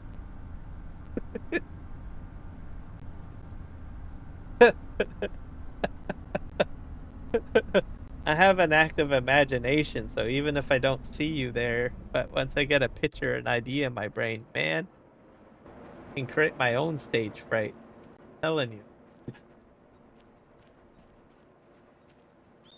Beep, boop, bop, boop, beep, beep. Yes, exactly.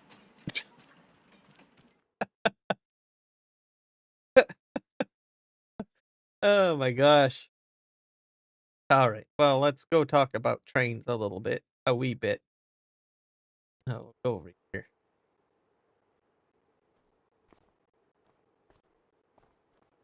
So, because I do have 41 people watching, so I'll be very, very quickly and brief here, but I'm using Terraform essentially to go this way and also that way. And then I have my mountain. So I will probably be terraforming. And I do have the train laid out on the track. But it doesn't go very far. It just goes this far. So I've got more. Terraform this to make it like 0-degree angle. And then I have a 5-degree angle up ahead. And then I have a mess of trees that I have to pick up because I did some logging the last stream. So this is the locomotive. Had it all situated on the tracks.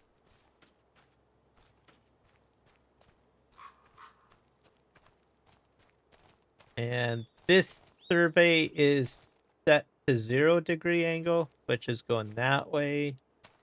And then this surveyor is set for a 5-degree angle going that way. Had some track bending here.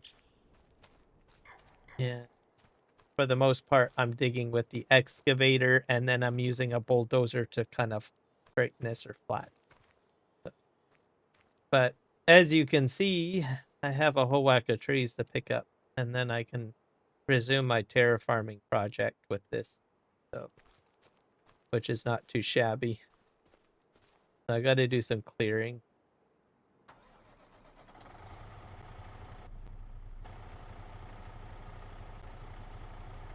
Am I in the right? No, this is the truck. There we go. So that's kind of the plan. I'm not exactly sure how it's all going to turn out.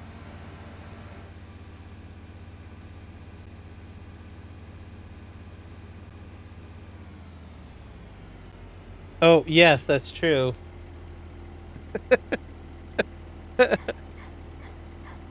God, that's so bad. Um, and my train My train leaves the tracks quite a bit, so. Which is true. Not supposed to do that. Okay, I'm gonna go into this mode. Start loading this up and cleaning up my mess.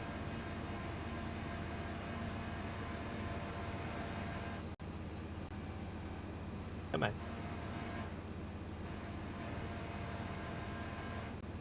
Put that down.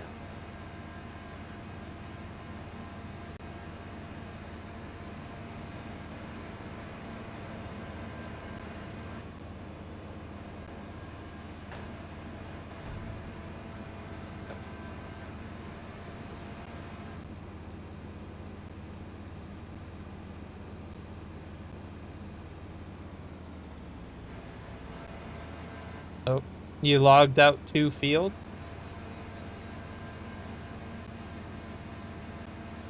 In Farm Sim, I take it, right? Clarifying here. That's impressive.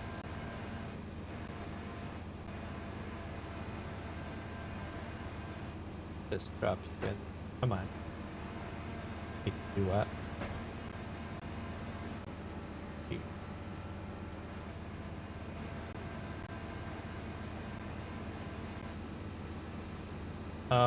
The John Deere I enjoy quite a bit.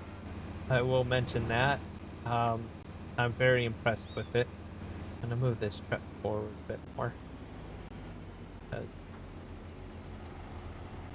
I applied my parking brake. Back.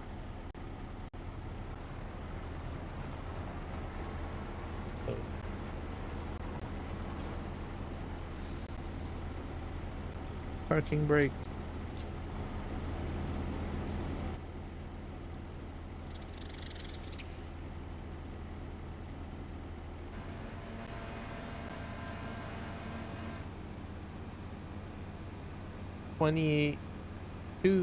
$28,000 now to 20,240. Oh wow. Well, I'm off to bed. Long day tomorrow. Enjoy the stream. Yeah, thanks for jumping in, VE7QH. And yeah, give me a ring or a call or what? Not a ring. No, not a ring. Give me a call. And we'll probably do lunch sometime.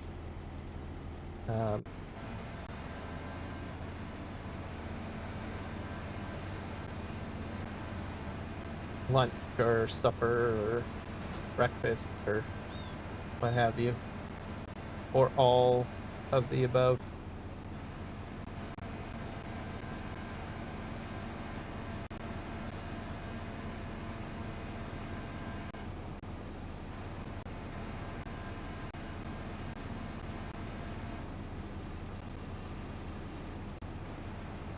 On Silver Run? Holy crow.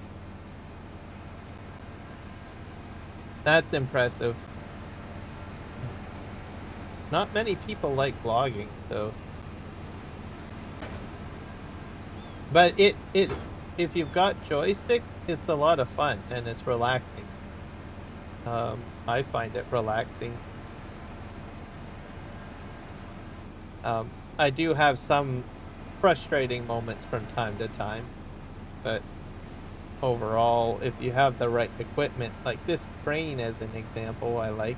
The John Deere harvester is good. I think I'm gonna closer to that pile. Probably extend over here.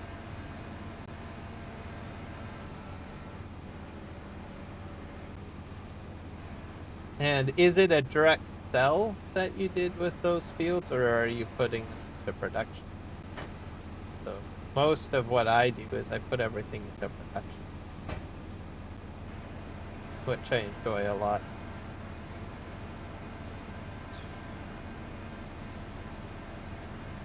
I probably would make quicker cash if I just simply maybe mulched them, but I enjoy playing around with the production. Jump this.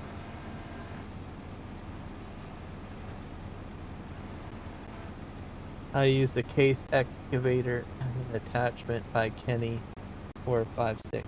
Oh wow. Yeah, that's quite a bit of work there. Hello, Sean. Why are the log physics so good?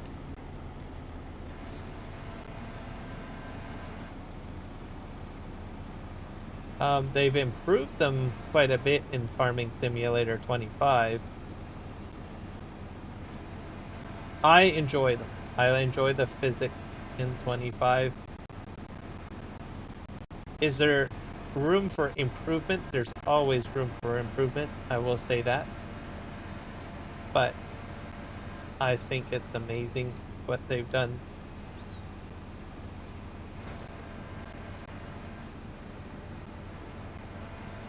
So if you did 2 fields with the excavator, that's crazy, because you're literally tracking around. How's the gas tank on that excavator? I'm curious because in FS22, I found that I consumed more gasoline using an excavator compared to any of the other tree harvesters. So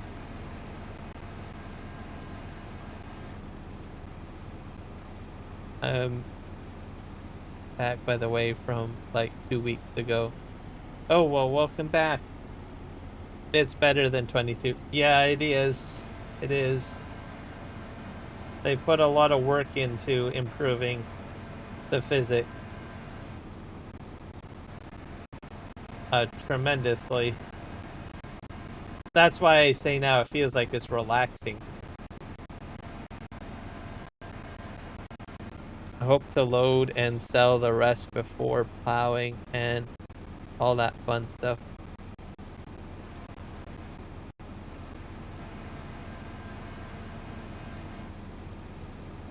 So you are going to do direct selling then, so just grab the cash right away. Yep, quite profitable to do that.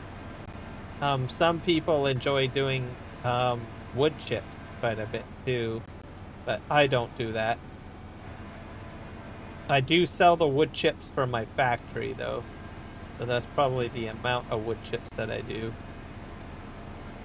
But I know that you make a lot more, I think, off of wood chips in 25 compared to the previous.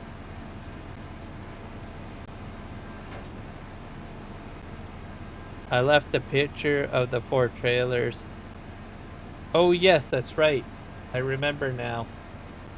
I tried to do a B train. I have to wait. I haven't found trailers that will sort of adequately allow me to do that. With the logging trailer anyways. So I'm gonna wait and be patient till I can get a setup that will work.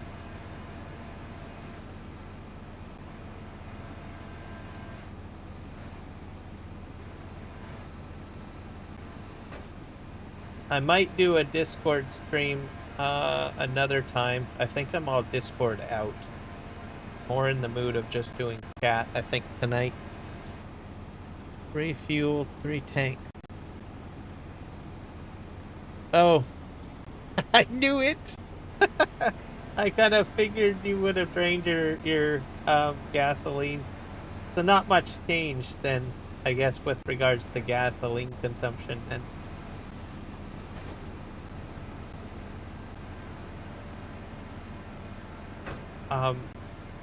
so I'll just share what I'm talking about. So something that I noticed in I learned it in Farming Simulator 22, but I wasn't sure if it transferred over to 25. But you consume more gasoline if you're like using the tracks a lot on an excavator.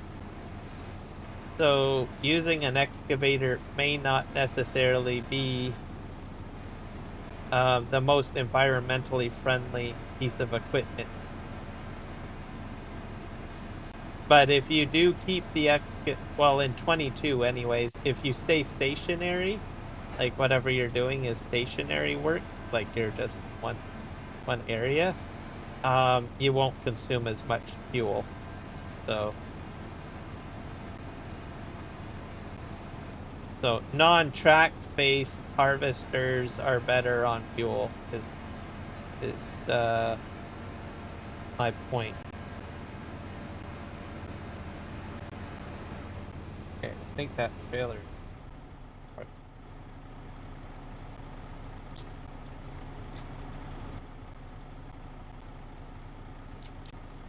And I learned that on like PV Canyon Crossing the hard way, because I was like, well, I start off. Oh yeah, my parking brake. Jump in the cab. Ooh.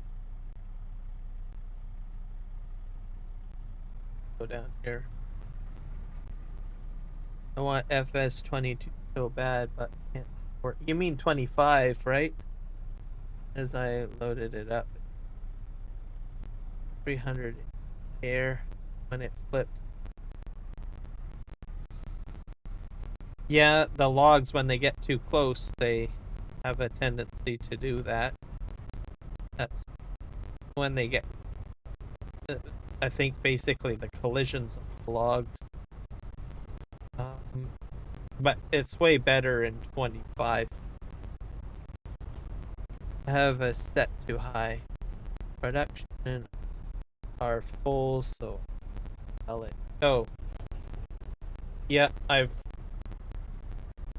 haven't run into that on this map because I've got the paper mill and I've got the main sawmill. My log strapped down. Yes. And I also have the furniture factory.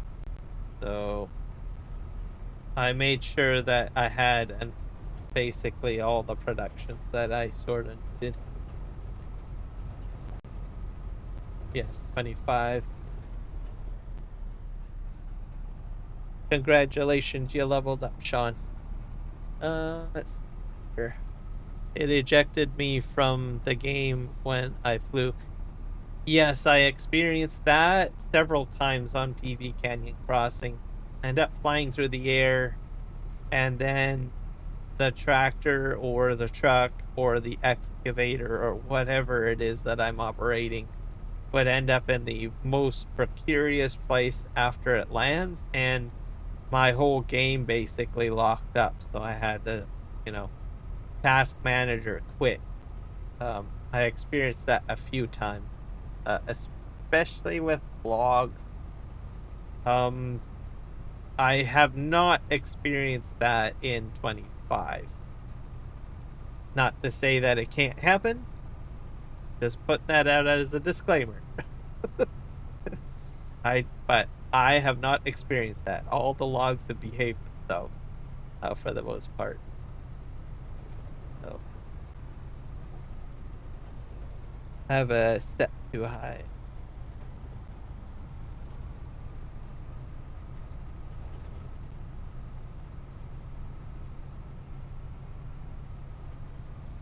Yeah, I decided when I started logging, because I had so many trees, I just ended up making sure that I had a few productions. The paper factory on here, I just sell right away. And then the IKEA furniture I sell right away. But I have had to use surprisingly, I had to use the IKEA furniture on building my house. So it's like, so there is a use for the IKEA furniture. It's not actually IKEA, but the furniture, what this, which, the furniture, factory. Hopefully there's.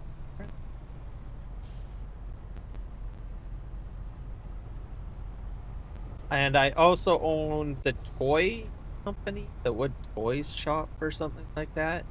It's supposed to take wood, but unfortunately I can't get my materials over there.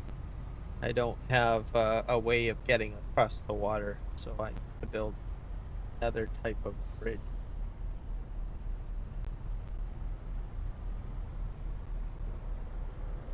there is I probably will end up buying pallet back. This part.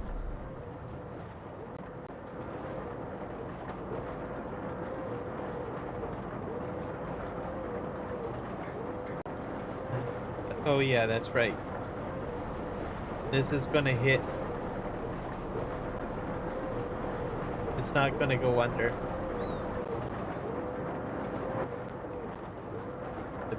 Have to just bring it that close like that. Fine. Alright, let's hit the R button.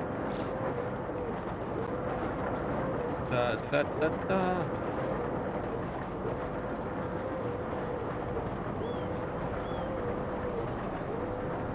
Production and all are full, so I need. Hi, what's up, y'all? We are talking about logging at the moment. We've had all sorts of conversations today. We've talked about biking, everything.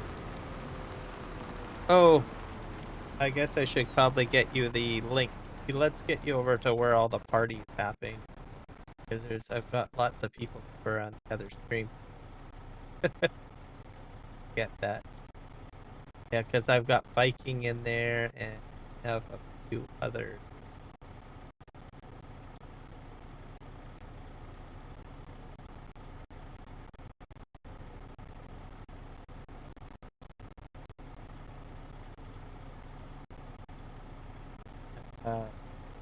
Yeah. I got 38 people watching me in the other stream. Let me get you that link. Try that one, Sean. And go.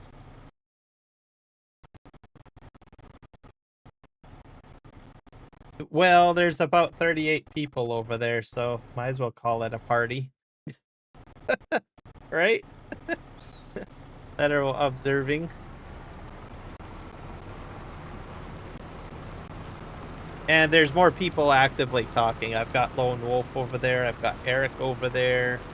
I've got the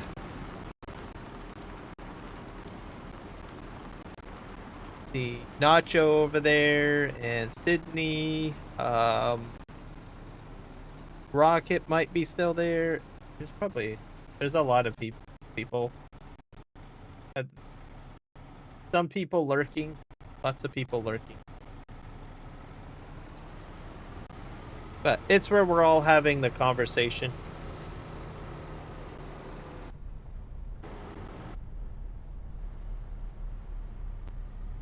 Which is a good thing.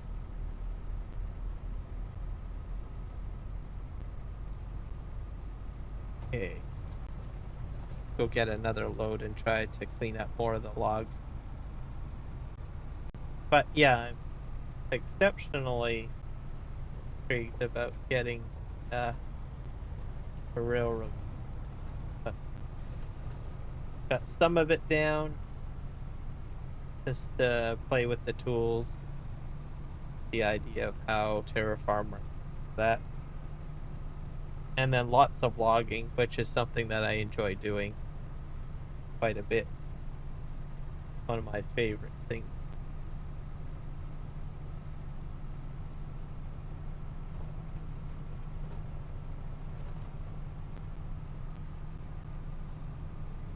And if you guys are not familiar with the map, or maybe you are, but there is a lot of productions. It's kind of like an island-based map, so I have to build my bridges. And if I don't build the bridges, it limits my transportation across the map.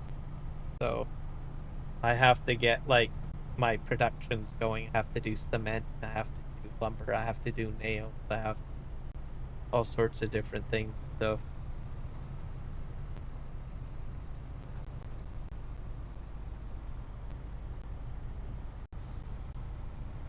and I'm pretty much dedicating myself to this map.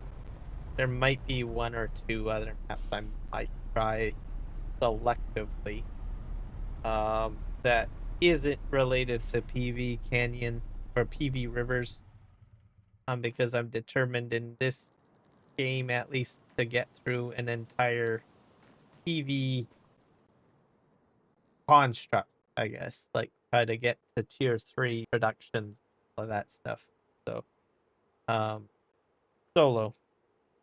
And if I meet that goal probably in another game, then I might, fill out like Farming Simulator 26 or something like that. Try out other maps stuff. But in this game cycle, I'll probably be a little bit more selective because there's just so much to do on here, right? And I'm determined to meet my goal. I think I have to move over a little bit more.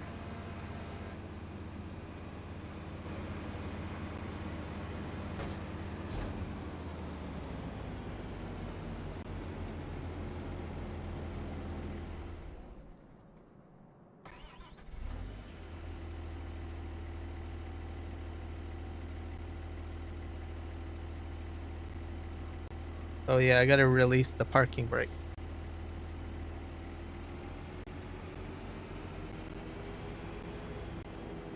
Y'all are getting the FS25 and trying to get chilling with FS19 and 22. Yeah, sorry, Sean.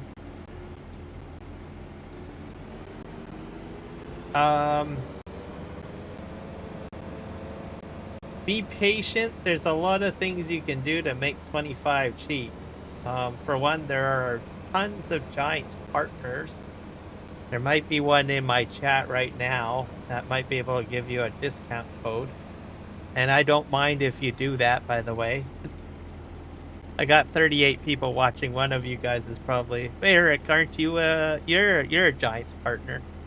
You can give out your Giants code or whatnot. So that's one way. Sometimes there's sales as well. I don't know.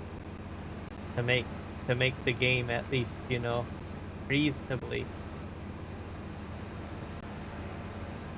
cheap. Or I don't like to say the word cheap. I need a better word than that. Reasonably able to acquire. I'm a bit tired saying stuff I want to say, but you guys know what I mean. And I'm sliding down the hill. Oh, I forgot to put my outriggers out. You have to put your outriggers out on. But yeah, there's a lot of Giants partners. And I would use a Giants partner code to save yourself some money. That's what I want to say.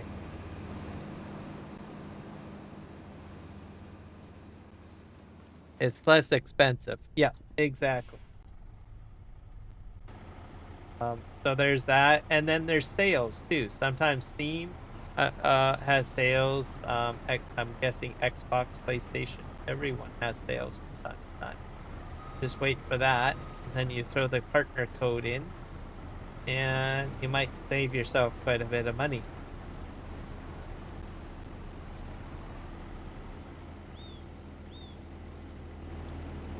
And I'm not sure. I would need probably someone to confirm this, but I'm not entirely sure on this. But the Giants code, they work with Steam, I think. Did they change that? I know for a longest while that wasn't the case. Just get the Giants launcher, but I don't know. I've heard like mixed things suggesting that you can use a Giants code in Steam, but I'm not sure if that's true. Oh, PS. PlayStation has sales, but it takes like 2 or 3 years after a game. Oh, okay. Hmm.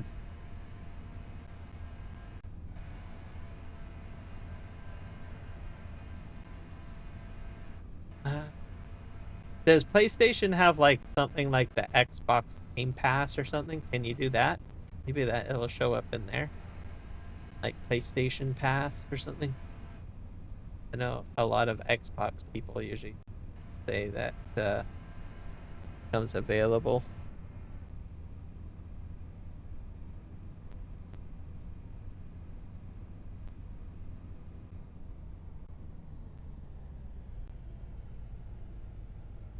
Yep, there you go.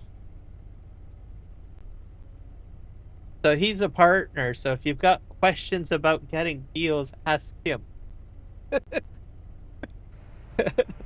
He will know more about it than I will. So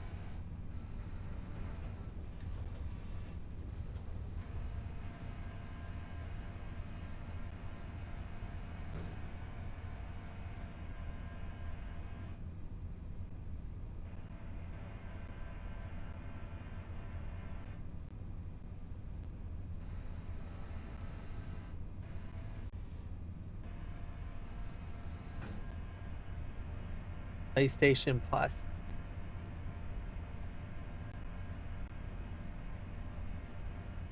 Does Giants Partners have like anything to help count console people, Eric? I'm a PC player, so I don't know what Giants Partners can do for console players. I imagine they must have something. Sure, how that all works. Because I'm not a Giants partner. I'll leave it to Eric to be our residential expert here. Sorry, I'm putting you on the soapbox here, Eric.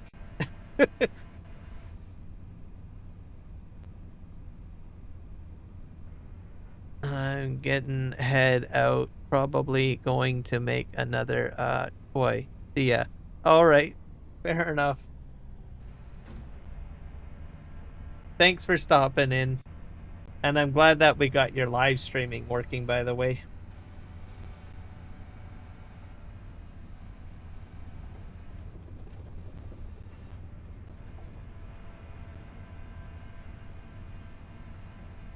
Yeah, so like I said, my recommendation, if you're buying the game, you can save money on with Giants Partners. DLCs, games, that sort of thing. So um and you're also supporting the Giant partner at the same time. So you benefit, they benefit, everybody benefit. So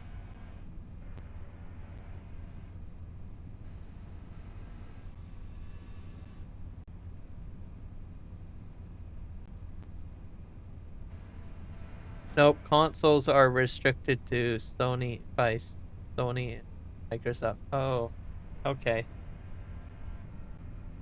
So basically console players don't benefit.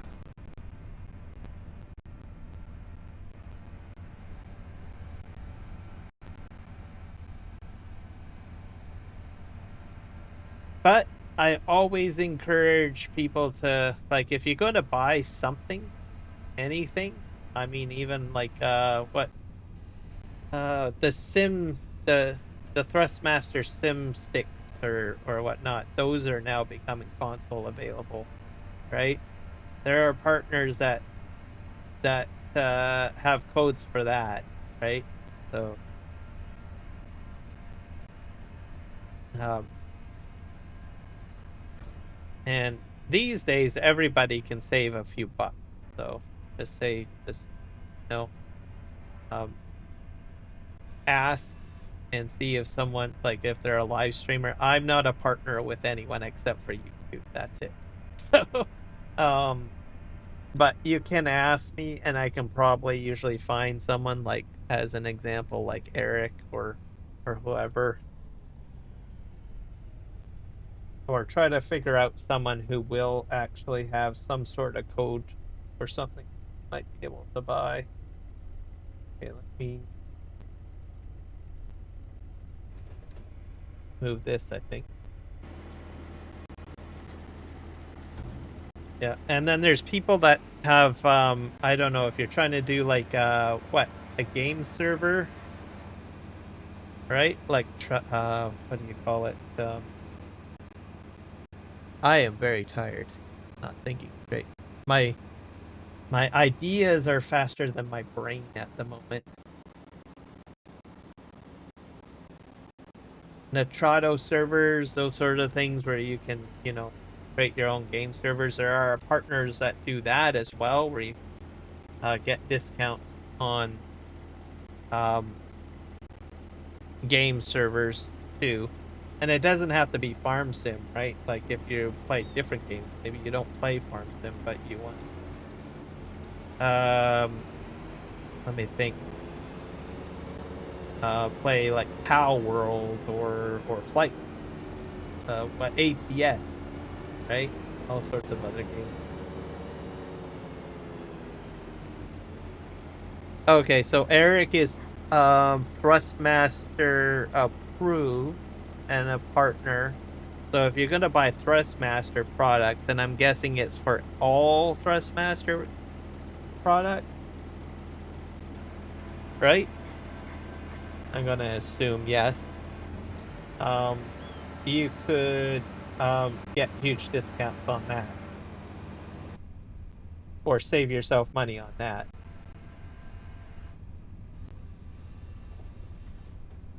And usually that stuff's pretty hefty in price, right? So especially if you want to set yourself up for like doing like a full-on simulation setup.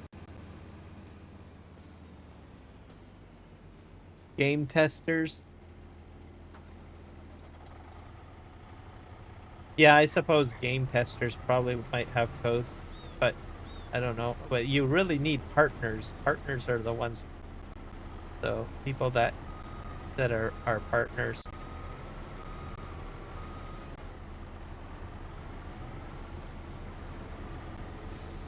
With products and stuff. So I think in the farm sim realm, you would want Giants for Giants software partnership for the games on PC, and then which Eric is, and then he's also a Thrustmaster partner, so you can get Thrustmaster equipment at a discount price, right? And then there are some partners that have for game servers as well. So if you want to do multiplayer.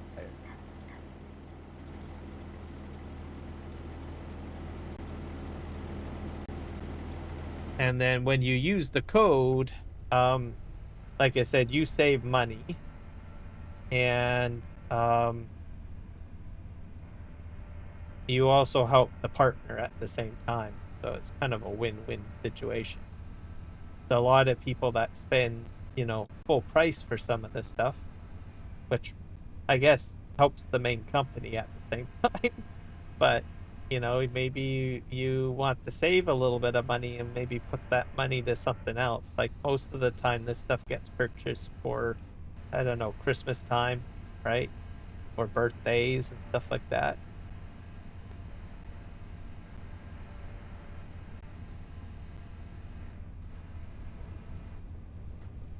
I don't know if that's going.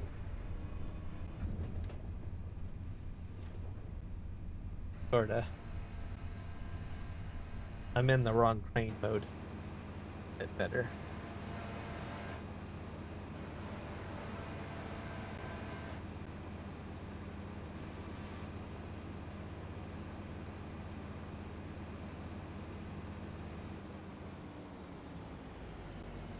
Oh, you're gonna jailbreak your PS5? Oh dear. You brave person, you.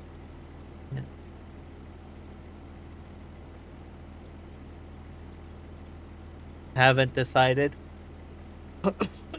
Yeah. No, it's a pretty big decision when you partner.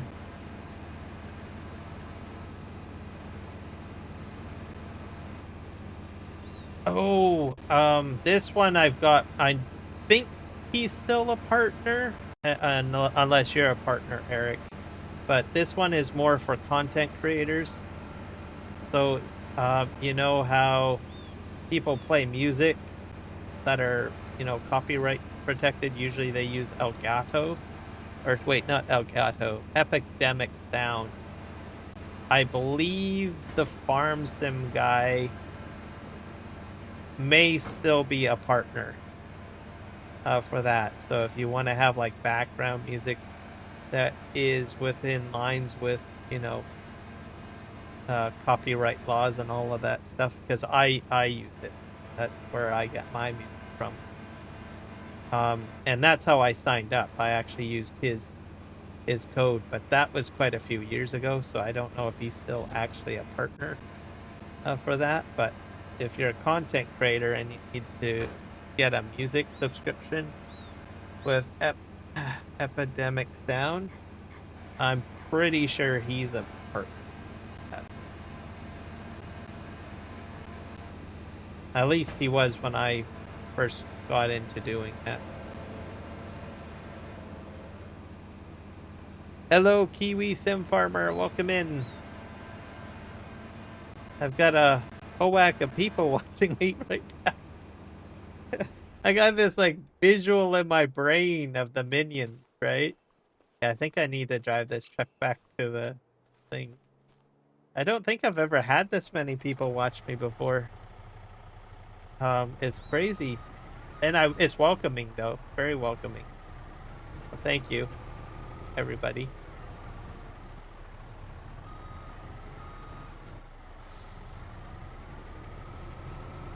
It's quite all right. Are you live streaming tonight, by the way? Or is it a family night or night for you?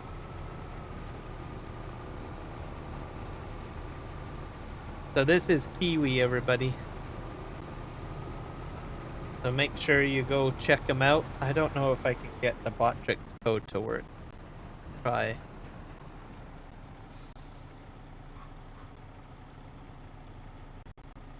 We're having a conversation about how you can save money to play video games, and we're talking about partnership stuff.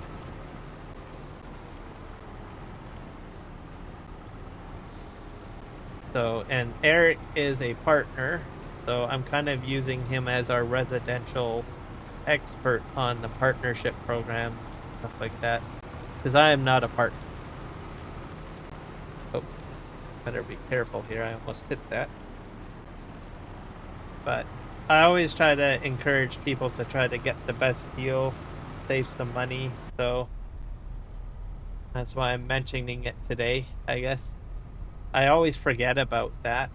Usually it kicks into my brain more or less like when a new game comes out or a new product comes out, but for some reason we kind of U-turned into this conversation.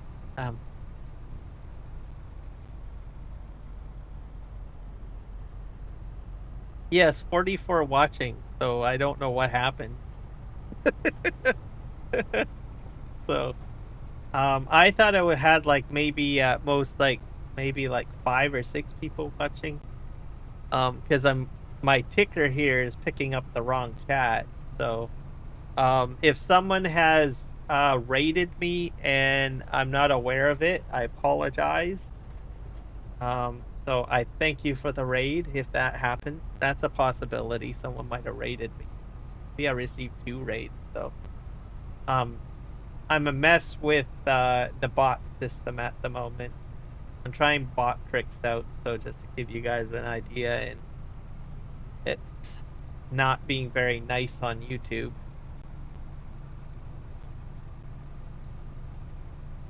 But yeah, someone said, yeah, there's like 40 people watching you at the moment, and I was like, what? I don't know. It's welcomed. It's great. It's probably better that I don't know because I feel more relaxed, I guess. But I think I'm doing okay. I'm not used to having that many people. It's phenomenal.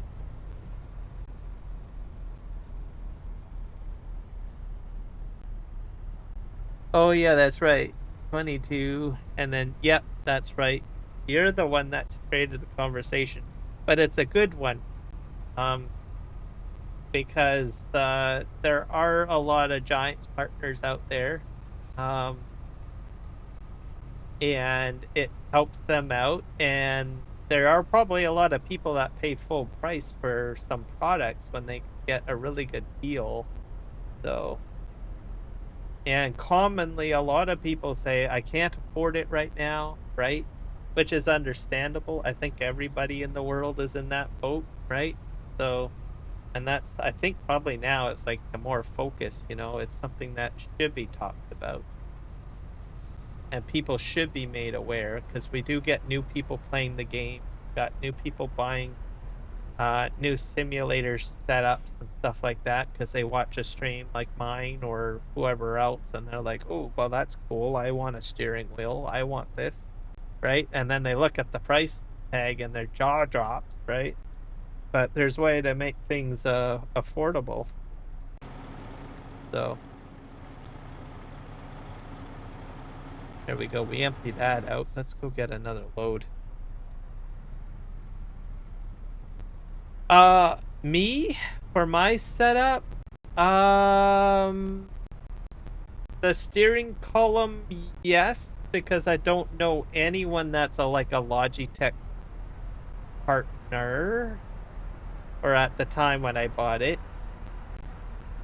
So maybe if there is someone out there from that is a Logitech partner, I'd like to know you because I do buy Logitech equipment. And then I have two Thrustmasters, which I did use a discount code. And then my game, I have used a discount code. And then for my music, which I don't not playing right now, I have used a discount code. So from a partner. So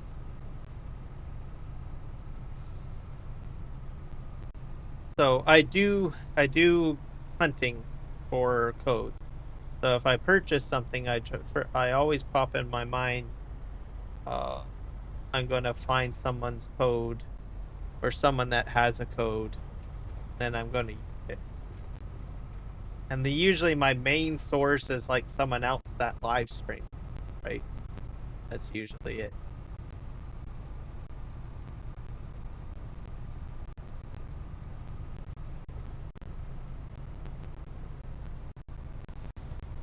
I'm a little late on with my streaming setup, though I'm a very bad person because I've got like two Elgato Stream Decks, and I didn't think to try to find an Elgato partner.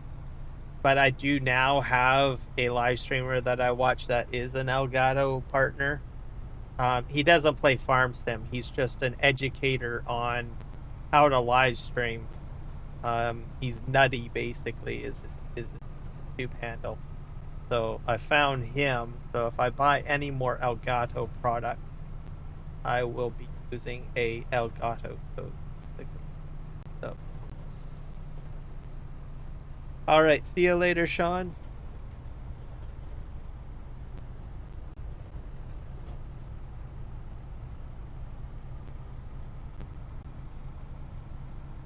So yeah, there's all sorts of ways to do it. So, if you're playing the game, you can save money. And then if you're getting in the live streaming and you're buying tech, there are people out there that have codes too. Also, if you're getting into video editing software, I imagine you can get codes for that. So, like I said, if you're gonna buy something, I know I used to have a bad habit of being impulse buyers. That, oh, I need that right now, and go and buy it. Before you do that, just put on the brakes and think about it logically and say, okay, well, is there a way I can make this cheaper? How can I save money, right? And you think about it strategically, and you might find someone that has a code for you, right?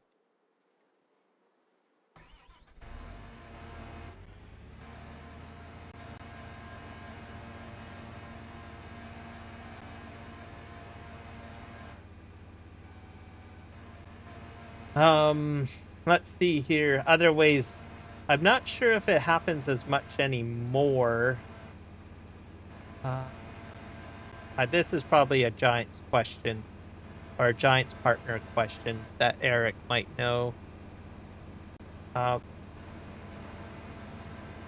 know that there was a time where free copies would be given out, like as a raffle on live streams. Is that like a Giants partner kind of thing? I don't know. If you stop paying the music stub, what happens to all the old videos with that music in it? With Epidemic Sound, they're protected.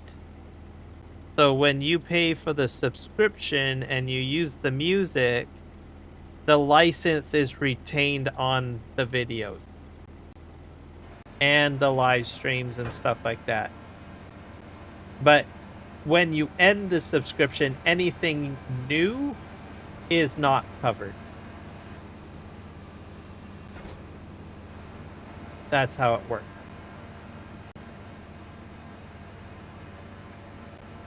All right, I'll see you when you get back, Rocket. That's to answer your question, Kiwi.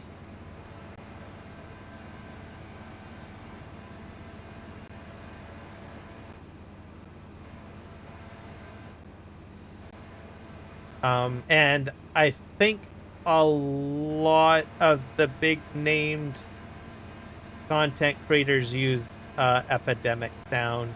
So like Farmer Cop, his intro song is off of there. Farm Sim Guy, RC Gaming. There's probably others too. I'm just throwing off names that I can pick up off the top of my head.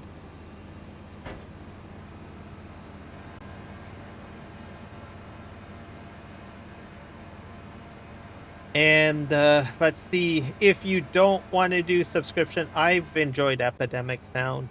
I've found some very good music on there, very good quality music.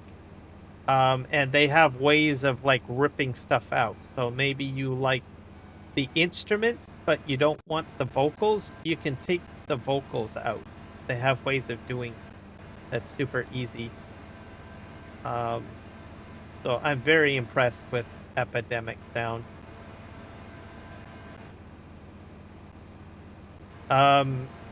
For free options, you can use the YouTube Studio.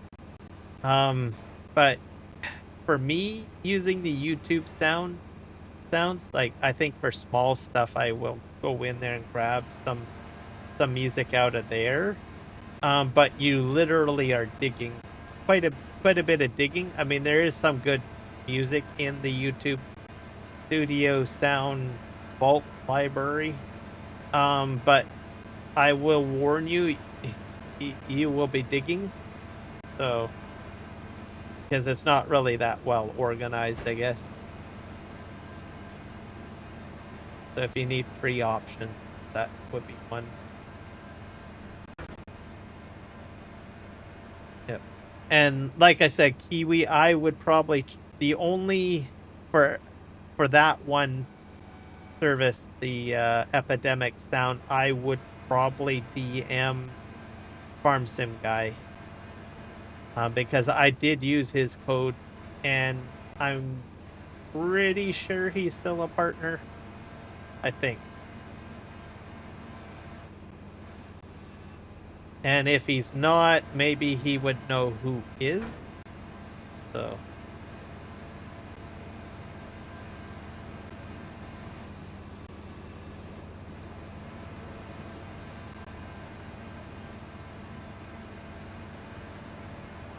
This has been a fun conversation. Every once in a while, I get into a partnership conversation from time to time. I try to at least mention it every so often to let people know. So I have to thank Sean for that. So thank you, Sean.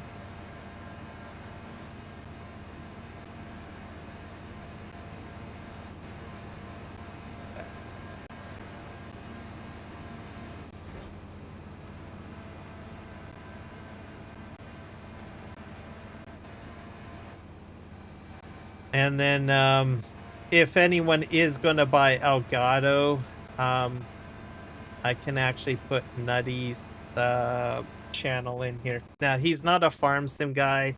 All he does is basically do a bunch of geeky things with regards to live streaming. So his live streams are essentially just filled with mainly with content creators.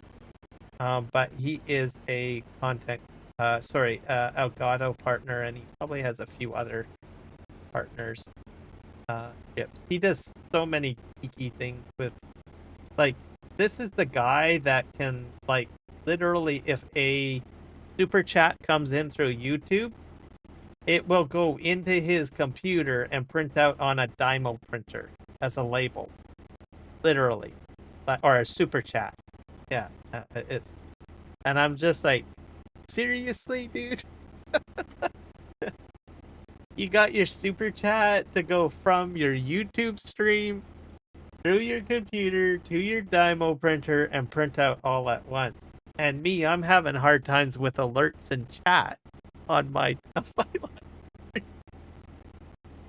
So, I will forewarn you, some of his language is a little shrewd. So, not too shrewd, but a little shrewdish. So if you're sensitive to language, I'll just forewarn you. But yeah, I'll throw him in here.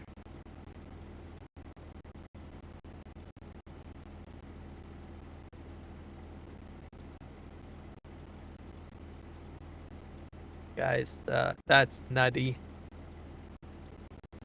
And he's got some of the craziest setups. Like, I mean, he's got a full-on studio. He has cameras that will actually move around in his studio. And he's got, like, all sorts of, like, I don't know, streaming stuff in there. He's got lighting in there. He's got foot pedals on the floor that he can touch with his feet that will control the stream. He's got all sorts of, like, stream decks everywhere. I mean, it's just, you gotta watch a couple of his streams. It's crazy. And he provides a lot of information on OBS and other studio softwares, transitions, plugins. Like I said, he used to be just a gamer, from what I understand, but he just does content creation just for streamers and content creators to learn how to stream and better their stream, whatever. Oh.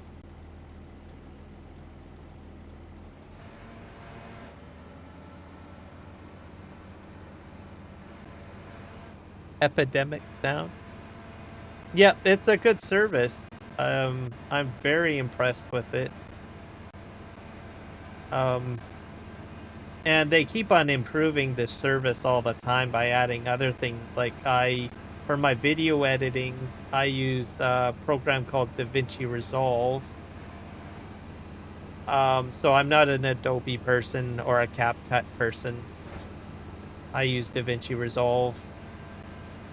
And it has some integration with Epidemic Sound, which I like. I think it also integrates with Adobe. And I don't know, the quality is great. And like I said, I like the feature that, if you're listening to it and the music sounds good, but you don't like the acoustic guitar, you can, like, remove, sometimes in some cases, the instrument, or maybe you like the sound of the music, but maybe the vocals are bad, like you don't like the singer. You can remove the vocals if you want.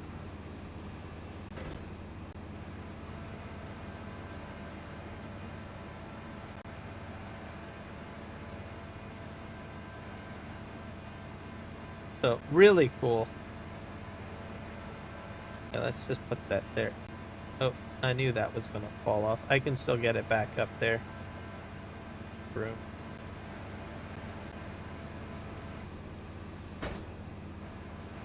Grab that.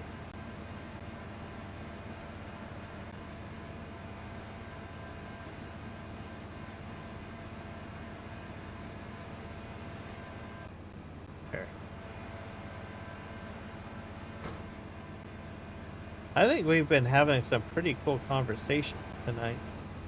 I've enjoyed our dialogues. Oh dear. Oh, you know what I did? I forgot to put the runners out. I'm really bad with that. I'm surprised I didn't have any problems. Put that out there like that. Okay. Strap down our lumber. Is my parking brake on? Nope.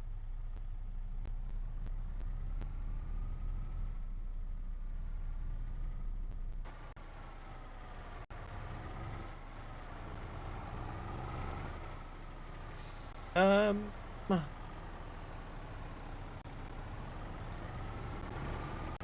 something's not right here.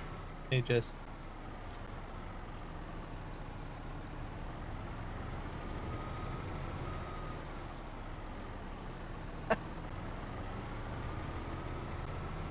That's because of the trees trap. I'm gonna try to load those off with the crane. Give me a sec.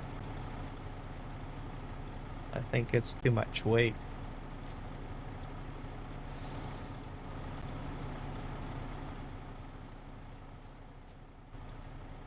I've I've never logged on a slope like this, to tell you the truth.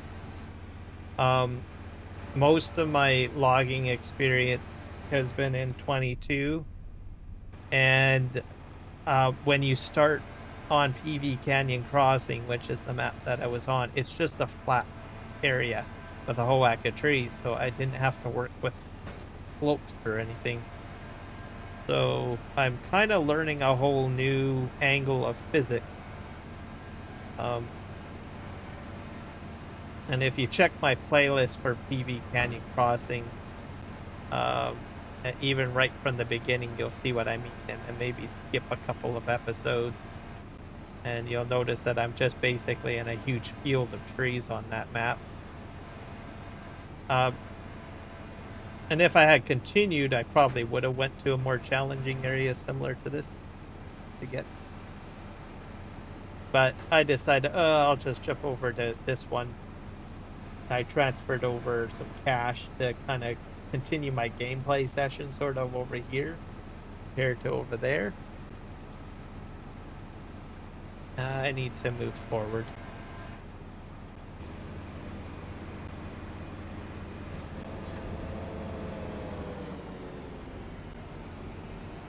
Just maybe about here. Put my outriggers out. Nope. And yeah, so this is new to me, this type of logging anyways.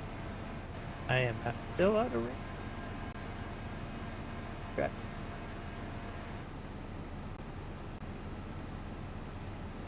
I got it that time. Not sure if I want to put it back onto that truck or not. No, I'll take it off. Probably too much weight. I'll just put this over here for now.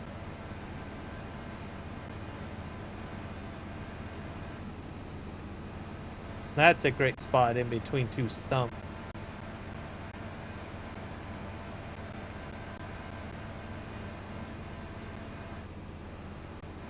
Something that I totally forgot that I could do. I could have put the yarder up here and tried to haul the logs into one area. I'll remember that another time. I'm pretty sure this isn't the only mountain that I'll be doing my logging on. Grab this.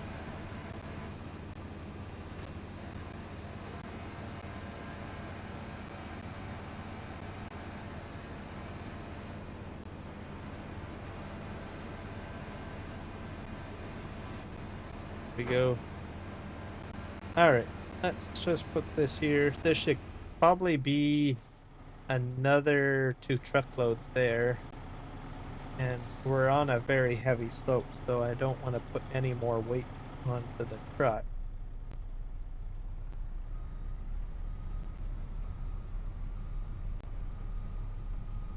Alright. Let's spin around here. And I'll take it easy because I don't want to flip my trailer.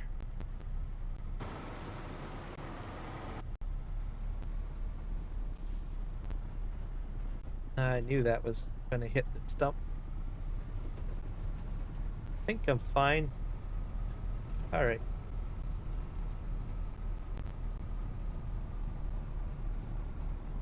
And I have to get these trees cleared out before it starts snowing because one of my earlier episodes, if you noticed, when I was doing logging further down, this hill is a murder. Murder of horsepower. Oh, end up spinning out a bit.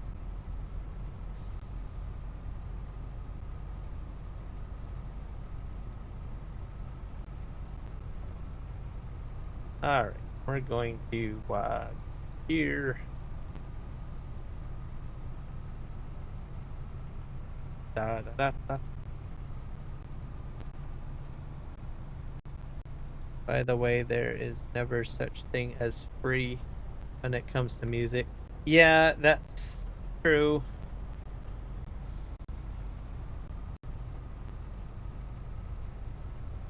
Yeah, I suppose even with the YouTube music, there's probably somewhere a catch.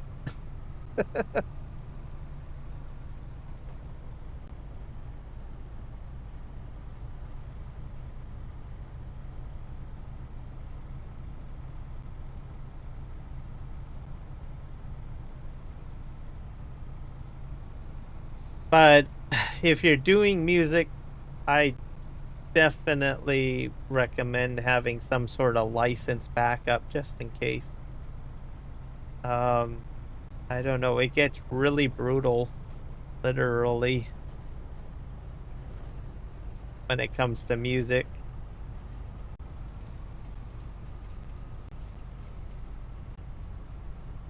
Something that just kind of protects you at the end of the day. There's a few, I think there's one channel that or two that, well, one that is completely a lawyer that's in the she has her own YouTube channel and she just talks about copyright lawsuits and stuff like that, right? And I've watched a few content creator channels where they invite a lawyer on and they start talking about copyright, all of that stuff. So having something written down just protects you.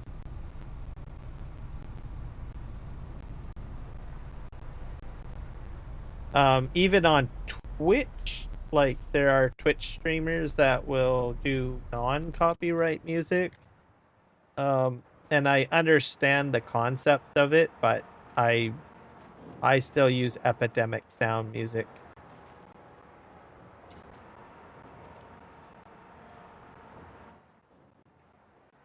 Hello, Right Family Gaming. Welcome in. How are you doing today? Or tonight, I should say.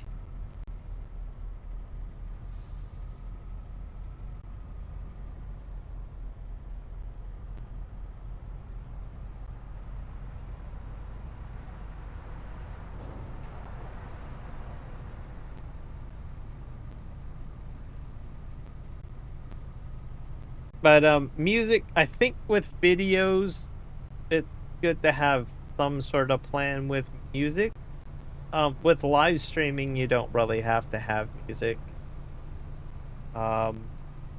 It's not really a huge necessity because as long as you can, if you're comfortable talking, you're pretty much fine. And that also brings me up to another topic as well, especially for people that just do live streams. I know it sounds weird, but if you start your stream like I usually start my stream and I've got literally most of the time nobody, unless someone is aware of me going in and I'm starting my stream. Like, I think today I had Nacho in there right away. And you can just start a conversation. I usually recommend the start of your stream, even if you don't have anyone, just start talking.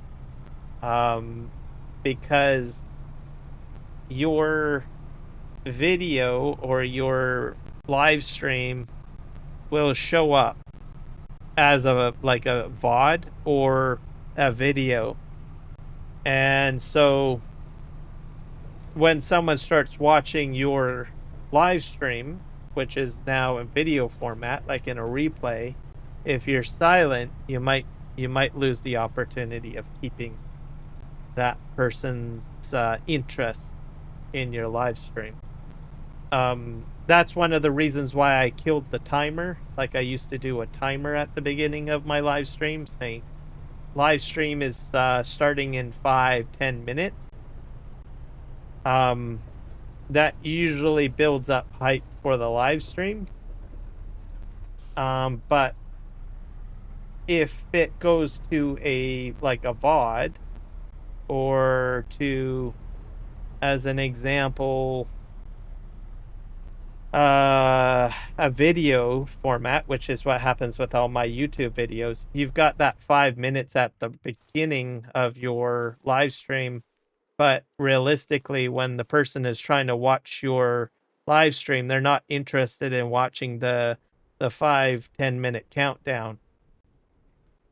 If you want to keep the 5-10 minute countdown, meaning you don't want to eliminate it, what you can do is you can go in afterwards and edit or clip out the front of your live stream, out of courtesy to your rewatch people, to say, or people that watch your content, because they can't show up to your live stream.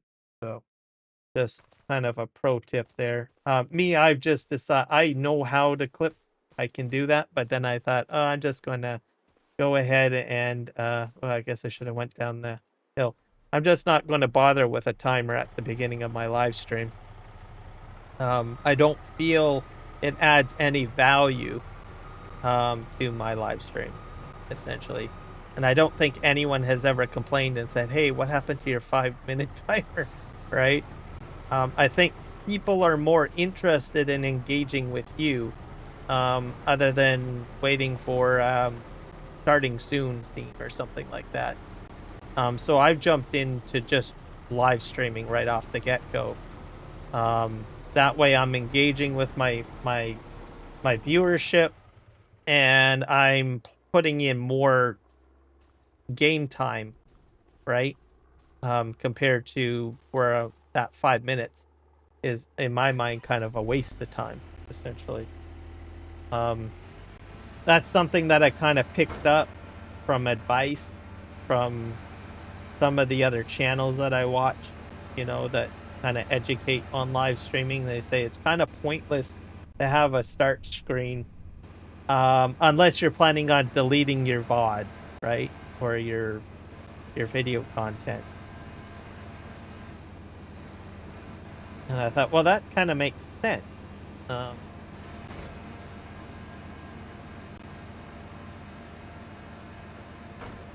So that's why I don't have like a start screen at the beginning. Most of the time I just jump right into it now, and I just start talking about things. If by chance I'm still setting stuff up, because some people will use the start scene as a way to get the game loaded and stuff. You can back that up by showing the weather, which is what I do. So I grab like a local weather map and I show that, and they can't see anything that I'm doing on my computer while I'm loading the game. If I don't have anything to say, right? So I can do that. I think I probably grabbed too many trees, but something to think about. Try.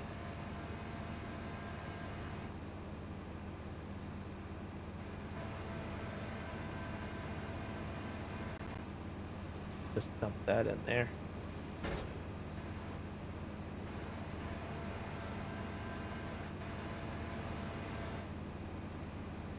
But another concept though, if you want to keep the start scene, I would say like make it like relevant, in some way, other than just like a timer or music. Because something else that I had thought was like, well, putting some sort of factual information up there, right? Like a DLC news or a website with specific news on the content that I'm doing. There's that you can do. Or update a slideshow with images. Throw contact information on the start scene, I guess. That is something else that I had thought of going down that angle, but then I thought, no, I'm just gonna get rid of the start scene altogether.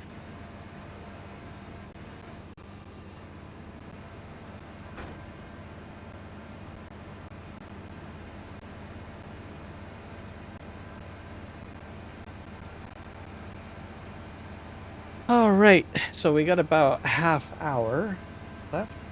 See if we can are these trees loaded.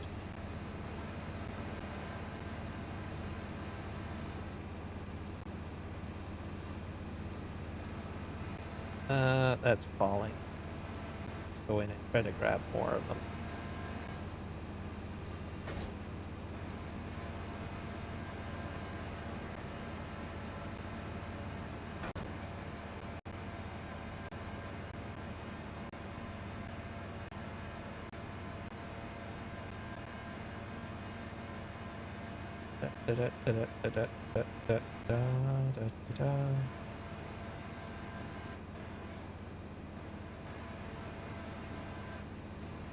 Just gonna go in there, guys.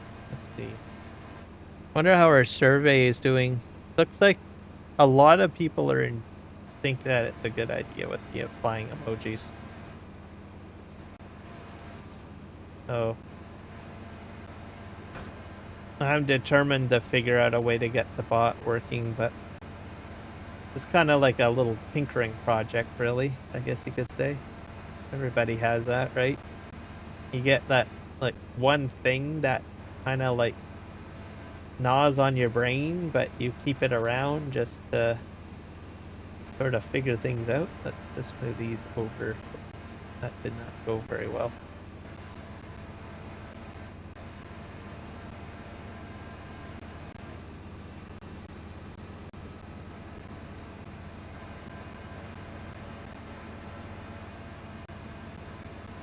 Drop that there.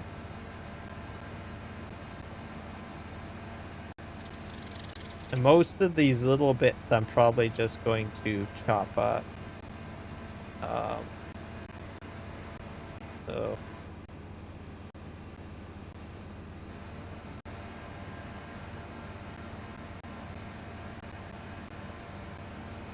put that right there.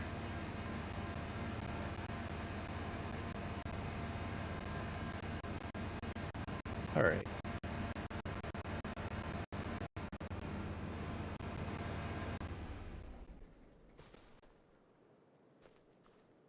This is a much nicer load.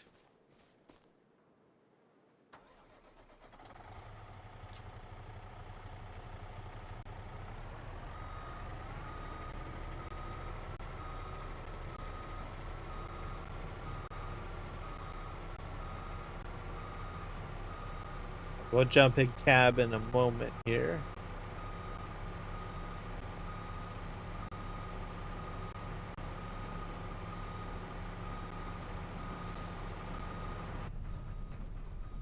Oh, I have a rear window. I forgot this truck had a rear window.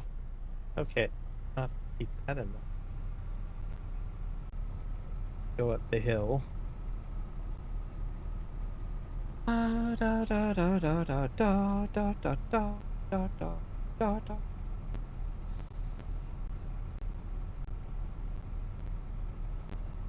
But I'm excited that I can get all these trees out of here, because then I can resume my terraforming project on the right there. So get all those trees cleaned up, and then we'll stump grind everything, and then we'll continue on. I think this is going to be great. And then part of this mountain over here, like I said, it's going to be, this corner here is going to have to be carved away a little bit. So that'll be an experience. Something that I've never done in terraforming before is using a dump truck to backfill. So I'm not sure if that was in 22. I don't think it was. So I think it's a new option in 25. So you know how you've got like a dump truck going on, or rock truck going on a road, and it's laying down gravel or something? Well, it's kind of that concept. And trying to backfill, so I'm gonna give that a try.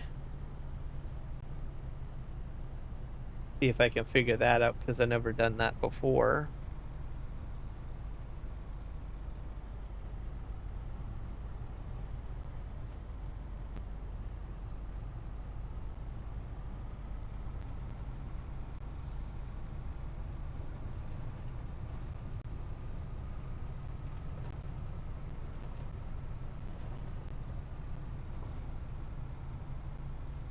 This turn. That's a train. The train coming, guys. So sneaky. I probably could have made it across the track, but I'm gonna wait.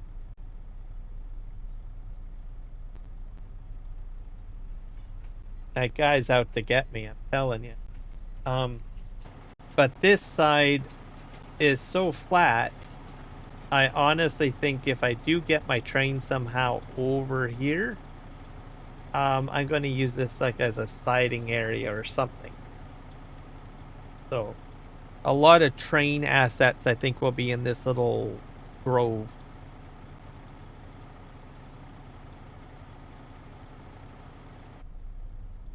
All right, I'm going to go forward here.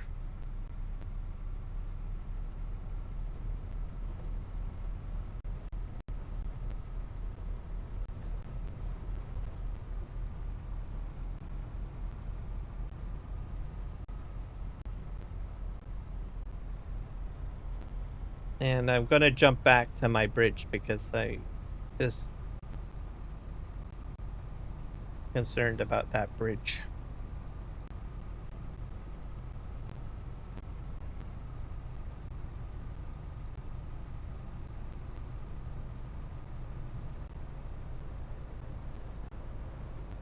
Okay.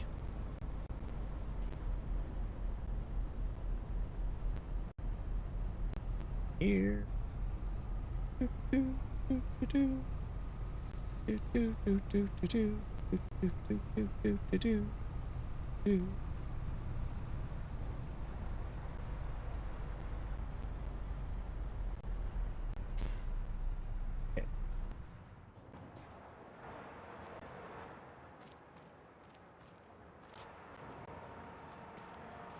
Okay, we will be back to this truck in a moment. Just jump over to the bridge to see if it's almost done processing.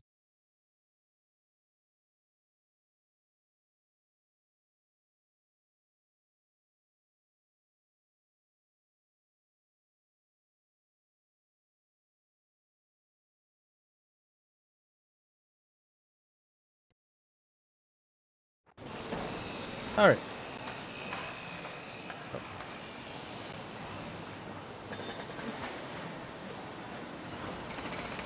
Here I got, it's going, requires pipe. I probably need to put one more pipe in there.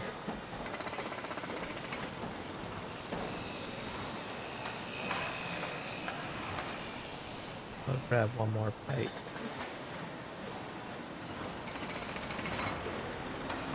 I'm hoping we're really close. This is like a crazy bridge. So I can actually walk on it. It's at that point. But If I can just jump properly. There we go. Or not. Ah, no.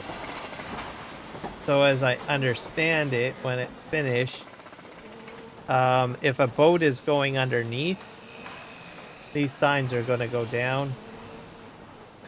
And I'm guessing that this midsection is going to elevate. So, because there's like teeth here on the rail, and there's teeth on this side on the rail. And this side has the same equivalent thing. I did not know there was lamp posts. That's interesting. So this might light up at night. I think that will be a really cool, interesting effect. I hope they light up. More teeth here, and then of course you've got these two signs. So yeah, I didn't see maybe these just got put in recently. This might be the final touches, maybe. That might be what the piping is for, perhaps, and the metal to make these lights. So intriguing. And of course these are just your middle flaps, of course. Split the road. So this will be my first bridge. Oh, there's a light on right there. There's a light on over there. So the lights are sort of going, and I'm guessing these are permanent lights. All right. Let's go back over to our truck. Back here.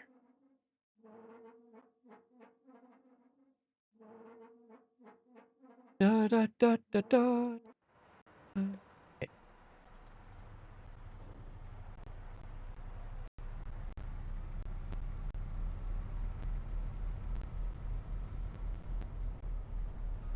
Oh, that's a crash.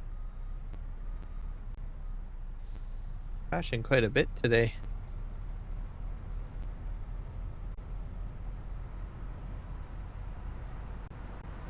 Da, da, da, da. That's my resin tanker. So I get another product of resin, which is made, I think it's used for glue, if I'm not mistaken. For another product.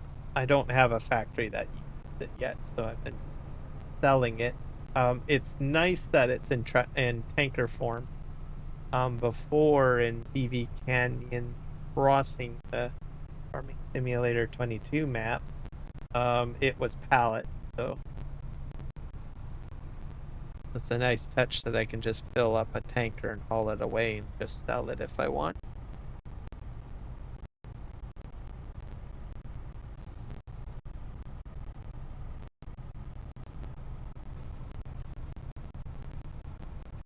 Let's just go this way.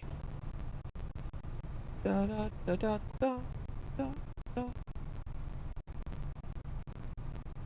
I wonder if you hum a song, does that like give you a copyright strike? I don't think I want to test that theory out. It would be kind of interesting. You start humming on your live stream, or you start singing on your live stream, and then it's like a song, a copyright song.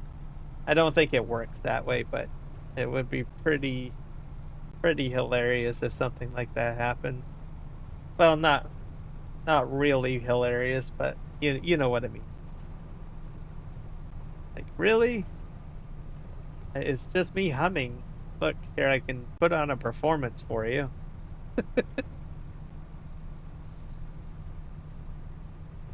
Okay.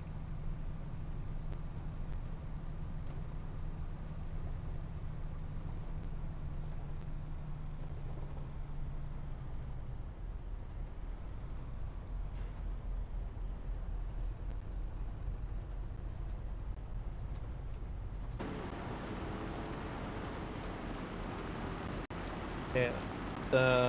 I think we're gonna just spin around this.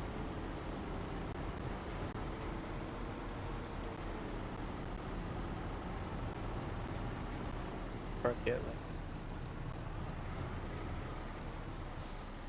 And we'll put our parking brake on.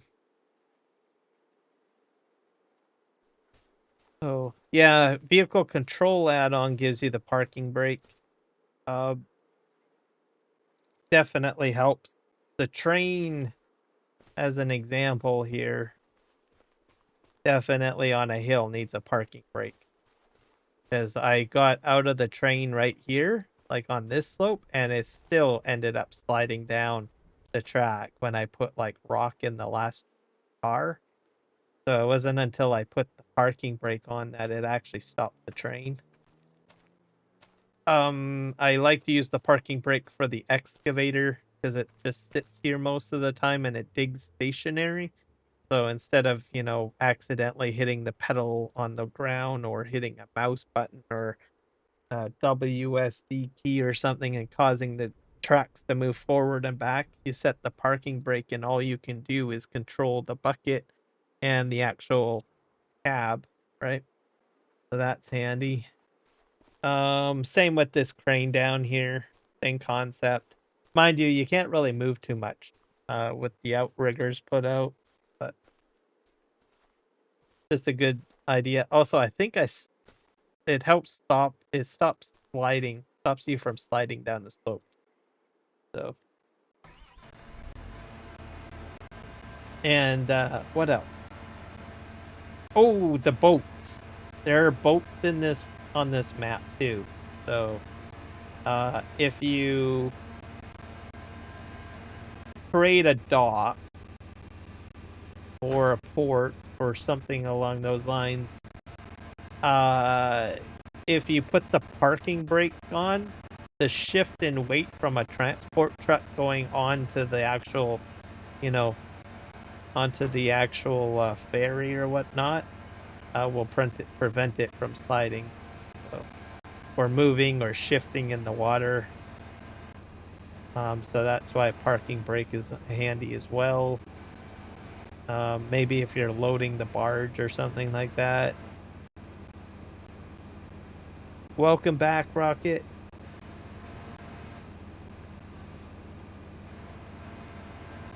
Loading that up. Come on, drop.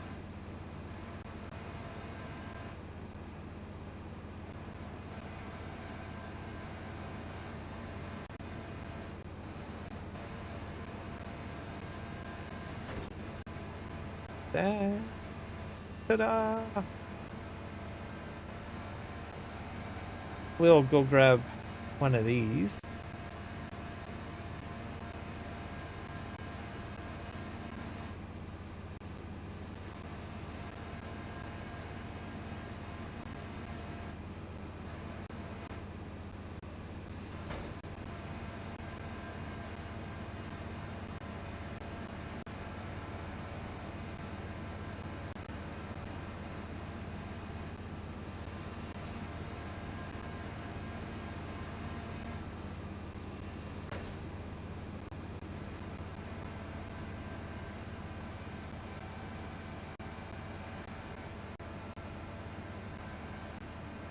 I'm gonna just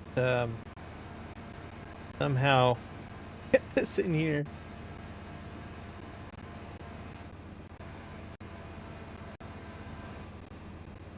That's good enough.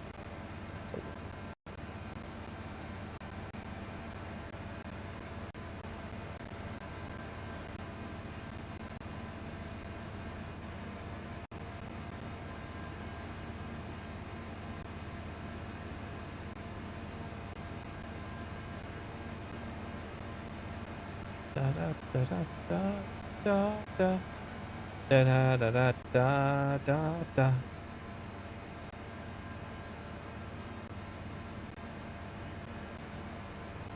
Let's just drop that down there. That's great. Can I grab any more?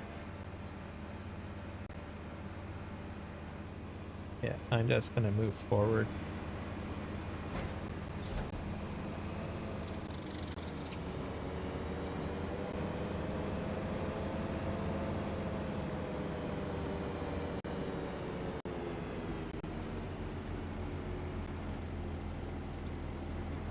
This is probably my favorite crane.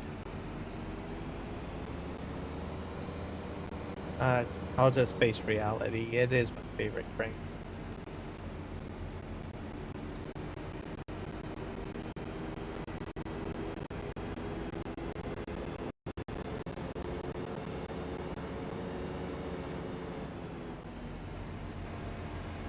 Good.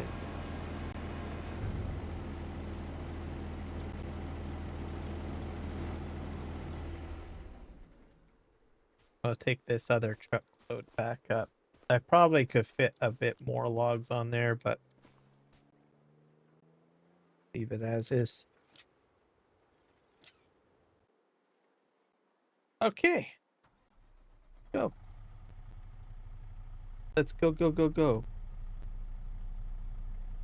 Oh, I got my parking brake on. I can't go anywhere with that. Oh, wait. I think there's a sound for that.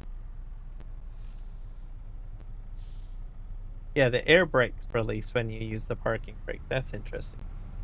I only just noticed that. Uh, Hitting something horrible is the stump.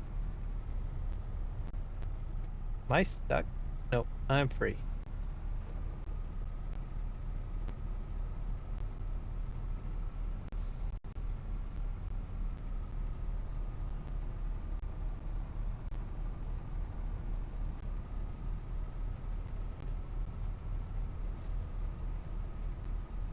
What else? The train, by the way, uses universal auto load. I don't know if anyone knew that. I recently, well, I suspected it did. But it was tested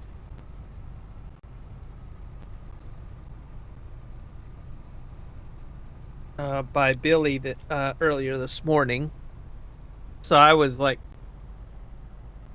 hate to say it, tickled pink when I saw that. I was like, whoa, okay. Um, that's going to be extremely handy if you can get your railway next to like a production, right? Somehow get the tracks to go there. You can just create a siding next to your production and then just use universal auto load to put the pallets onto the train. So I'm super impressed with that. I think that's just like, wow. So if you don't want to do manual loading, and the new universal auto load, like you can quasi like do realism, like, and I've done that too, where you activate the universal auto load and you bring your forklift basically within range and then poof, it just pops on there. I've done that. That's pretty handy too. So, and you can load manually if you want.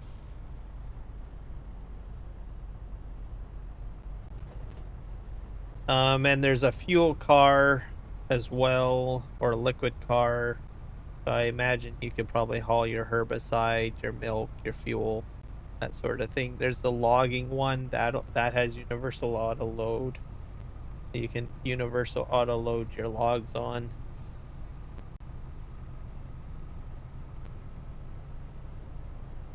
But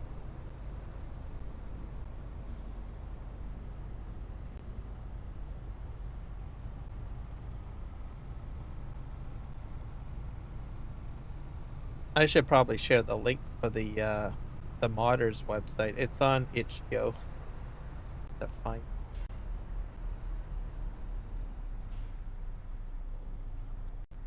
It's not as probably as impressive as the one from 22. But like it's just starting out. Because the guy, and they're two different modders, by the way. So the guy that does the stuff for 22 is a different model or modder than the guy that does the mod that I'm using.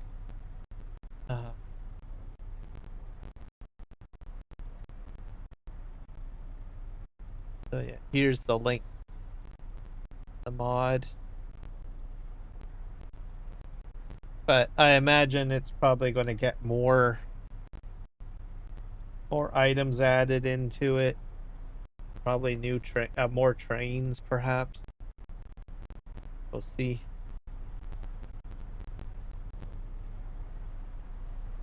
Just unclude this.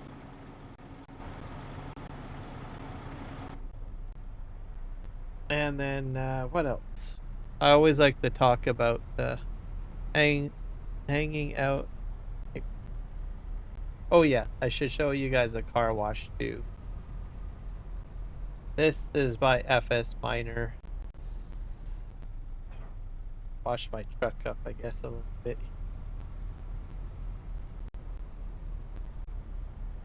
So for now, it's the truck wash. I would like to see a bigger variation of this. So, but it acts like a production is how he's got it set up, which I think is pretty cool. So you put water in it, just activate. So if you're a person that has like auto drive, you could pretty much set up an auto drive course to go right through here. And then it's completely clean by the time you drive out the other side. So you can leave it spraying. The water only diminishes when it cleans the truck, but it's a bit loud, so I just generally just turn it off. And then you get dirt as a byproduct, basically. So it's a bit of a production.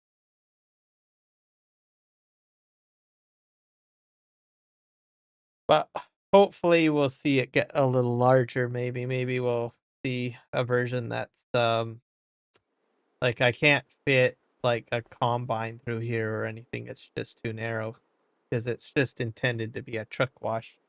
But hopefully maybe it will expand. I think last week I had inquired if he was interested in making it larger. I don't know if it will happen.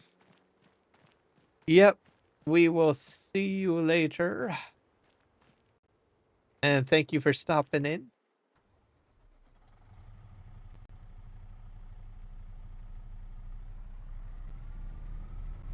Hook this up.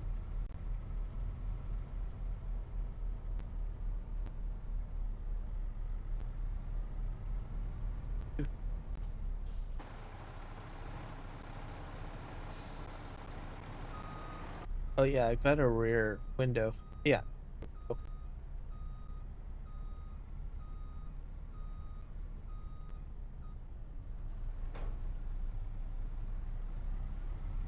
Go.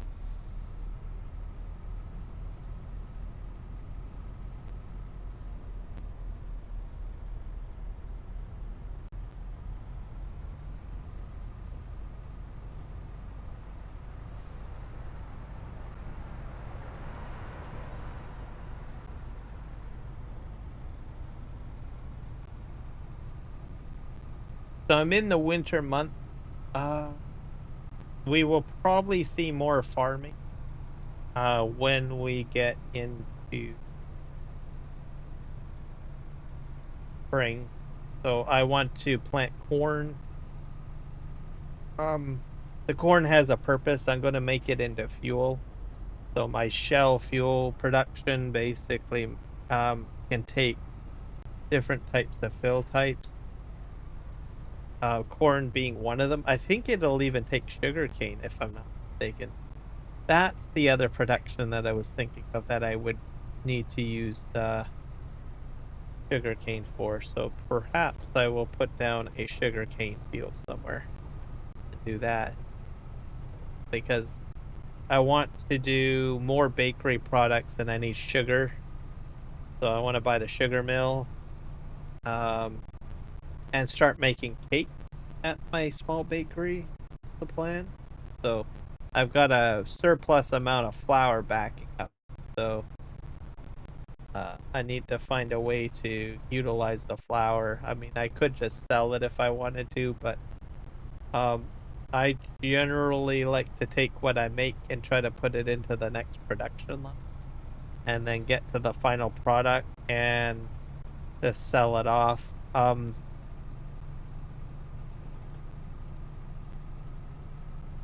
I get into that habit because this is a production map, so there's so many productions on it. So if I have a feeling if I ended up selling everything all the time, I would probably run out of, material when I do open up or need another factory going. Just go down here. I spilt some material here. Just go down here and we will start filling up.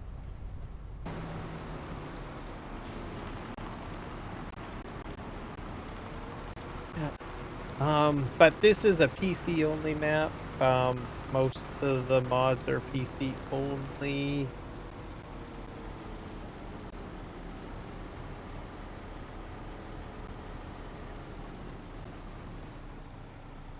Yeah.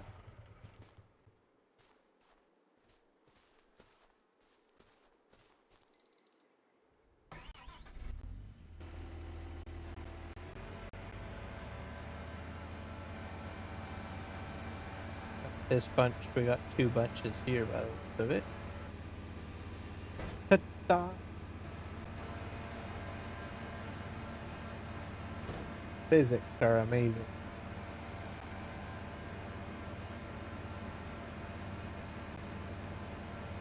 I probably will use the FS minor crane at some point.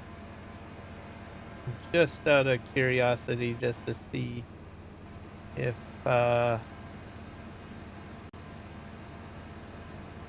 this matches.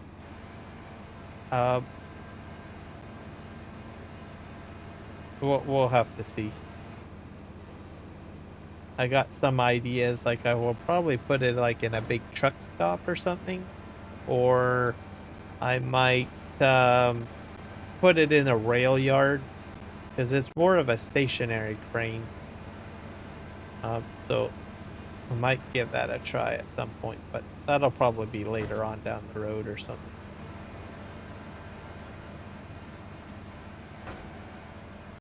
Over here.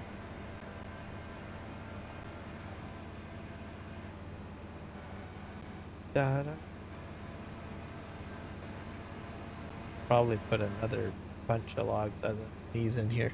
How are we doing for time? We got 55, so I'm going to go for at least another 2 minutes or so ish, and then we will do some redirect, get that set up, which is basically raiding, as it's a Friday night and or Saturday, depending on which part of the world you are in, and people are live streaming, so there's lots of content to check out.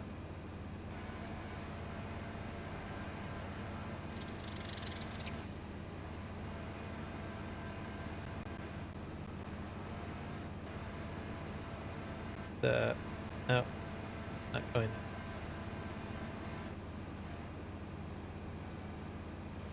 So I'm gonna try to look and see how much wood I prepared. So probably by the, I got so much wood way over there, so I imagine maybe an additional live stream will be required to get all this lumber picked up, I think. And then stump grinding, which won't take very long, and then we'll be doing terraforming. So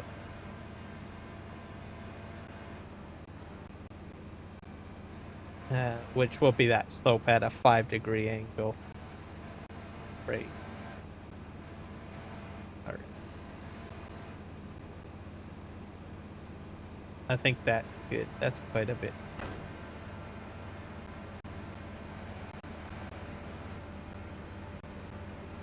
And I have that.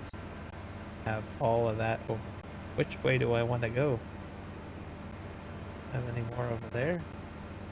No. Alright, let's go ahead and just pack this up.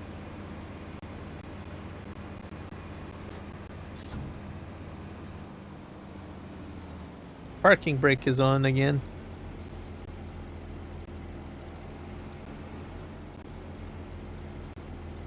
I think I'm gonna go over here. This will be the next bunch to pick up, I think.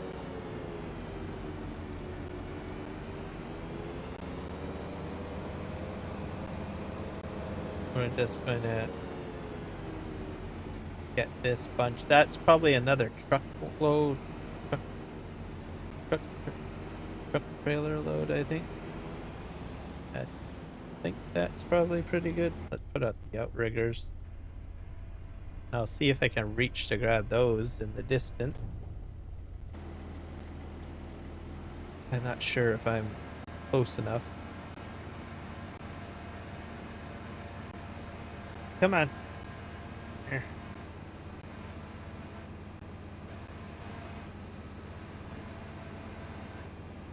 No. No, I'm not. Alright, fine. Almost.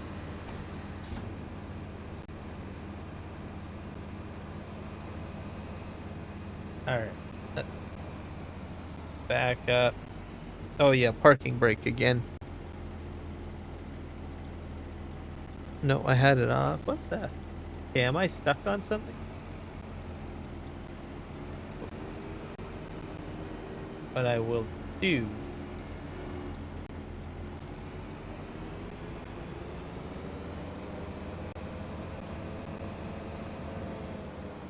I'll park here.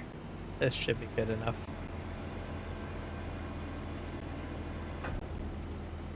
There we go. I wonder what it's like operating in here. Not too bad, I guess. In cab, actually, it's pretty spacious.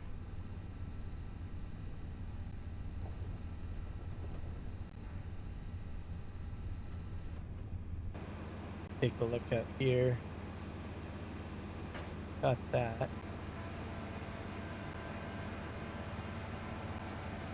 Put these right here for now. Anything else I can move forward that's within reach? Probably maybe this big bunch. That might be able to make it.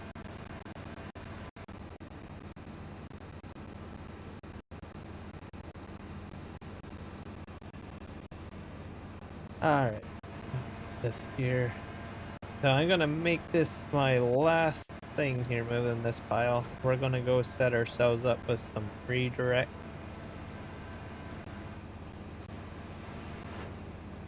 That'll be the plan.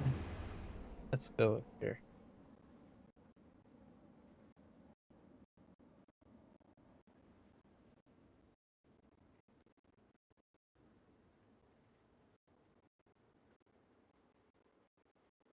We'll finish off the end pole on here. So popping up emotes people seem to like, so probably I will try to work on getting that to stay. And we'll see who's live streaming.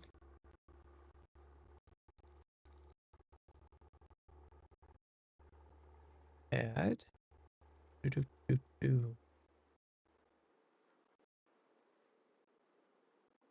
And we have Kiwi live streaming, so we are going to raid him. I've got that. I got to set it up for 2 live streams here, so bear with me.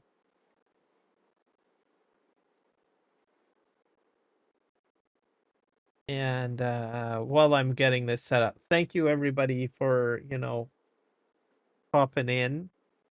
I'm like, wow, 30 people watching me. That's just crazy. So thank you.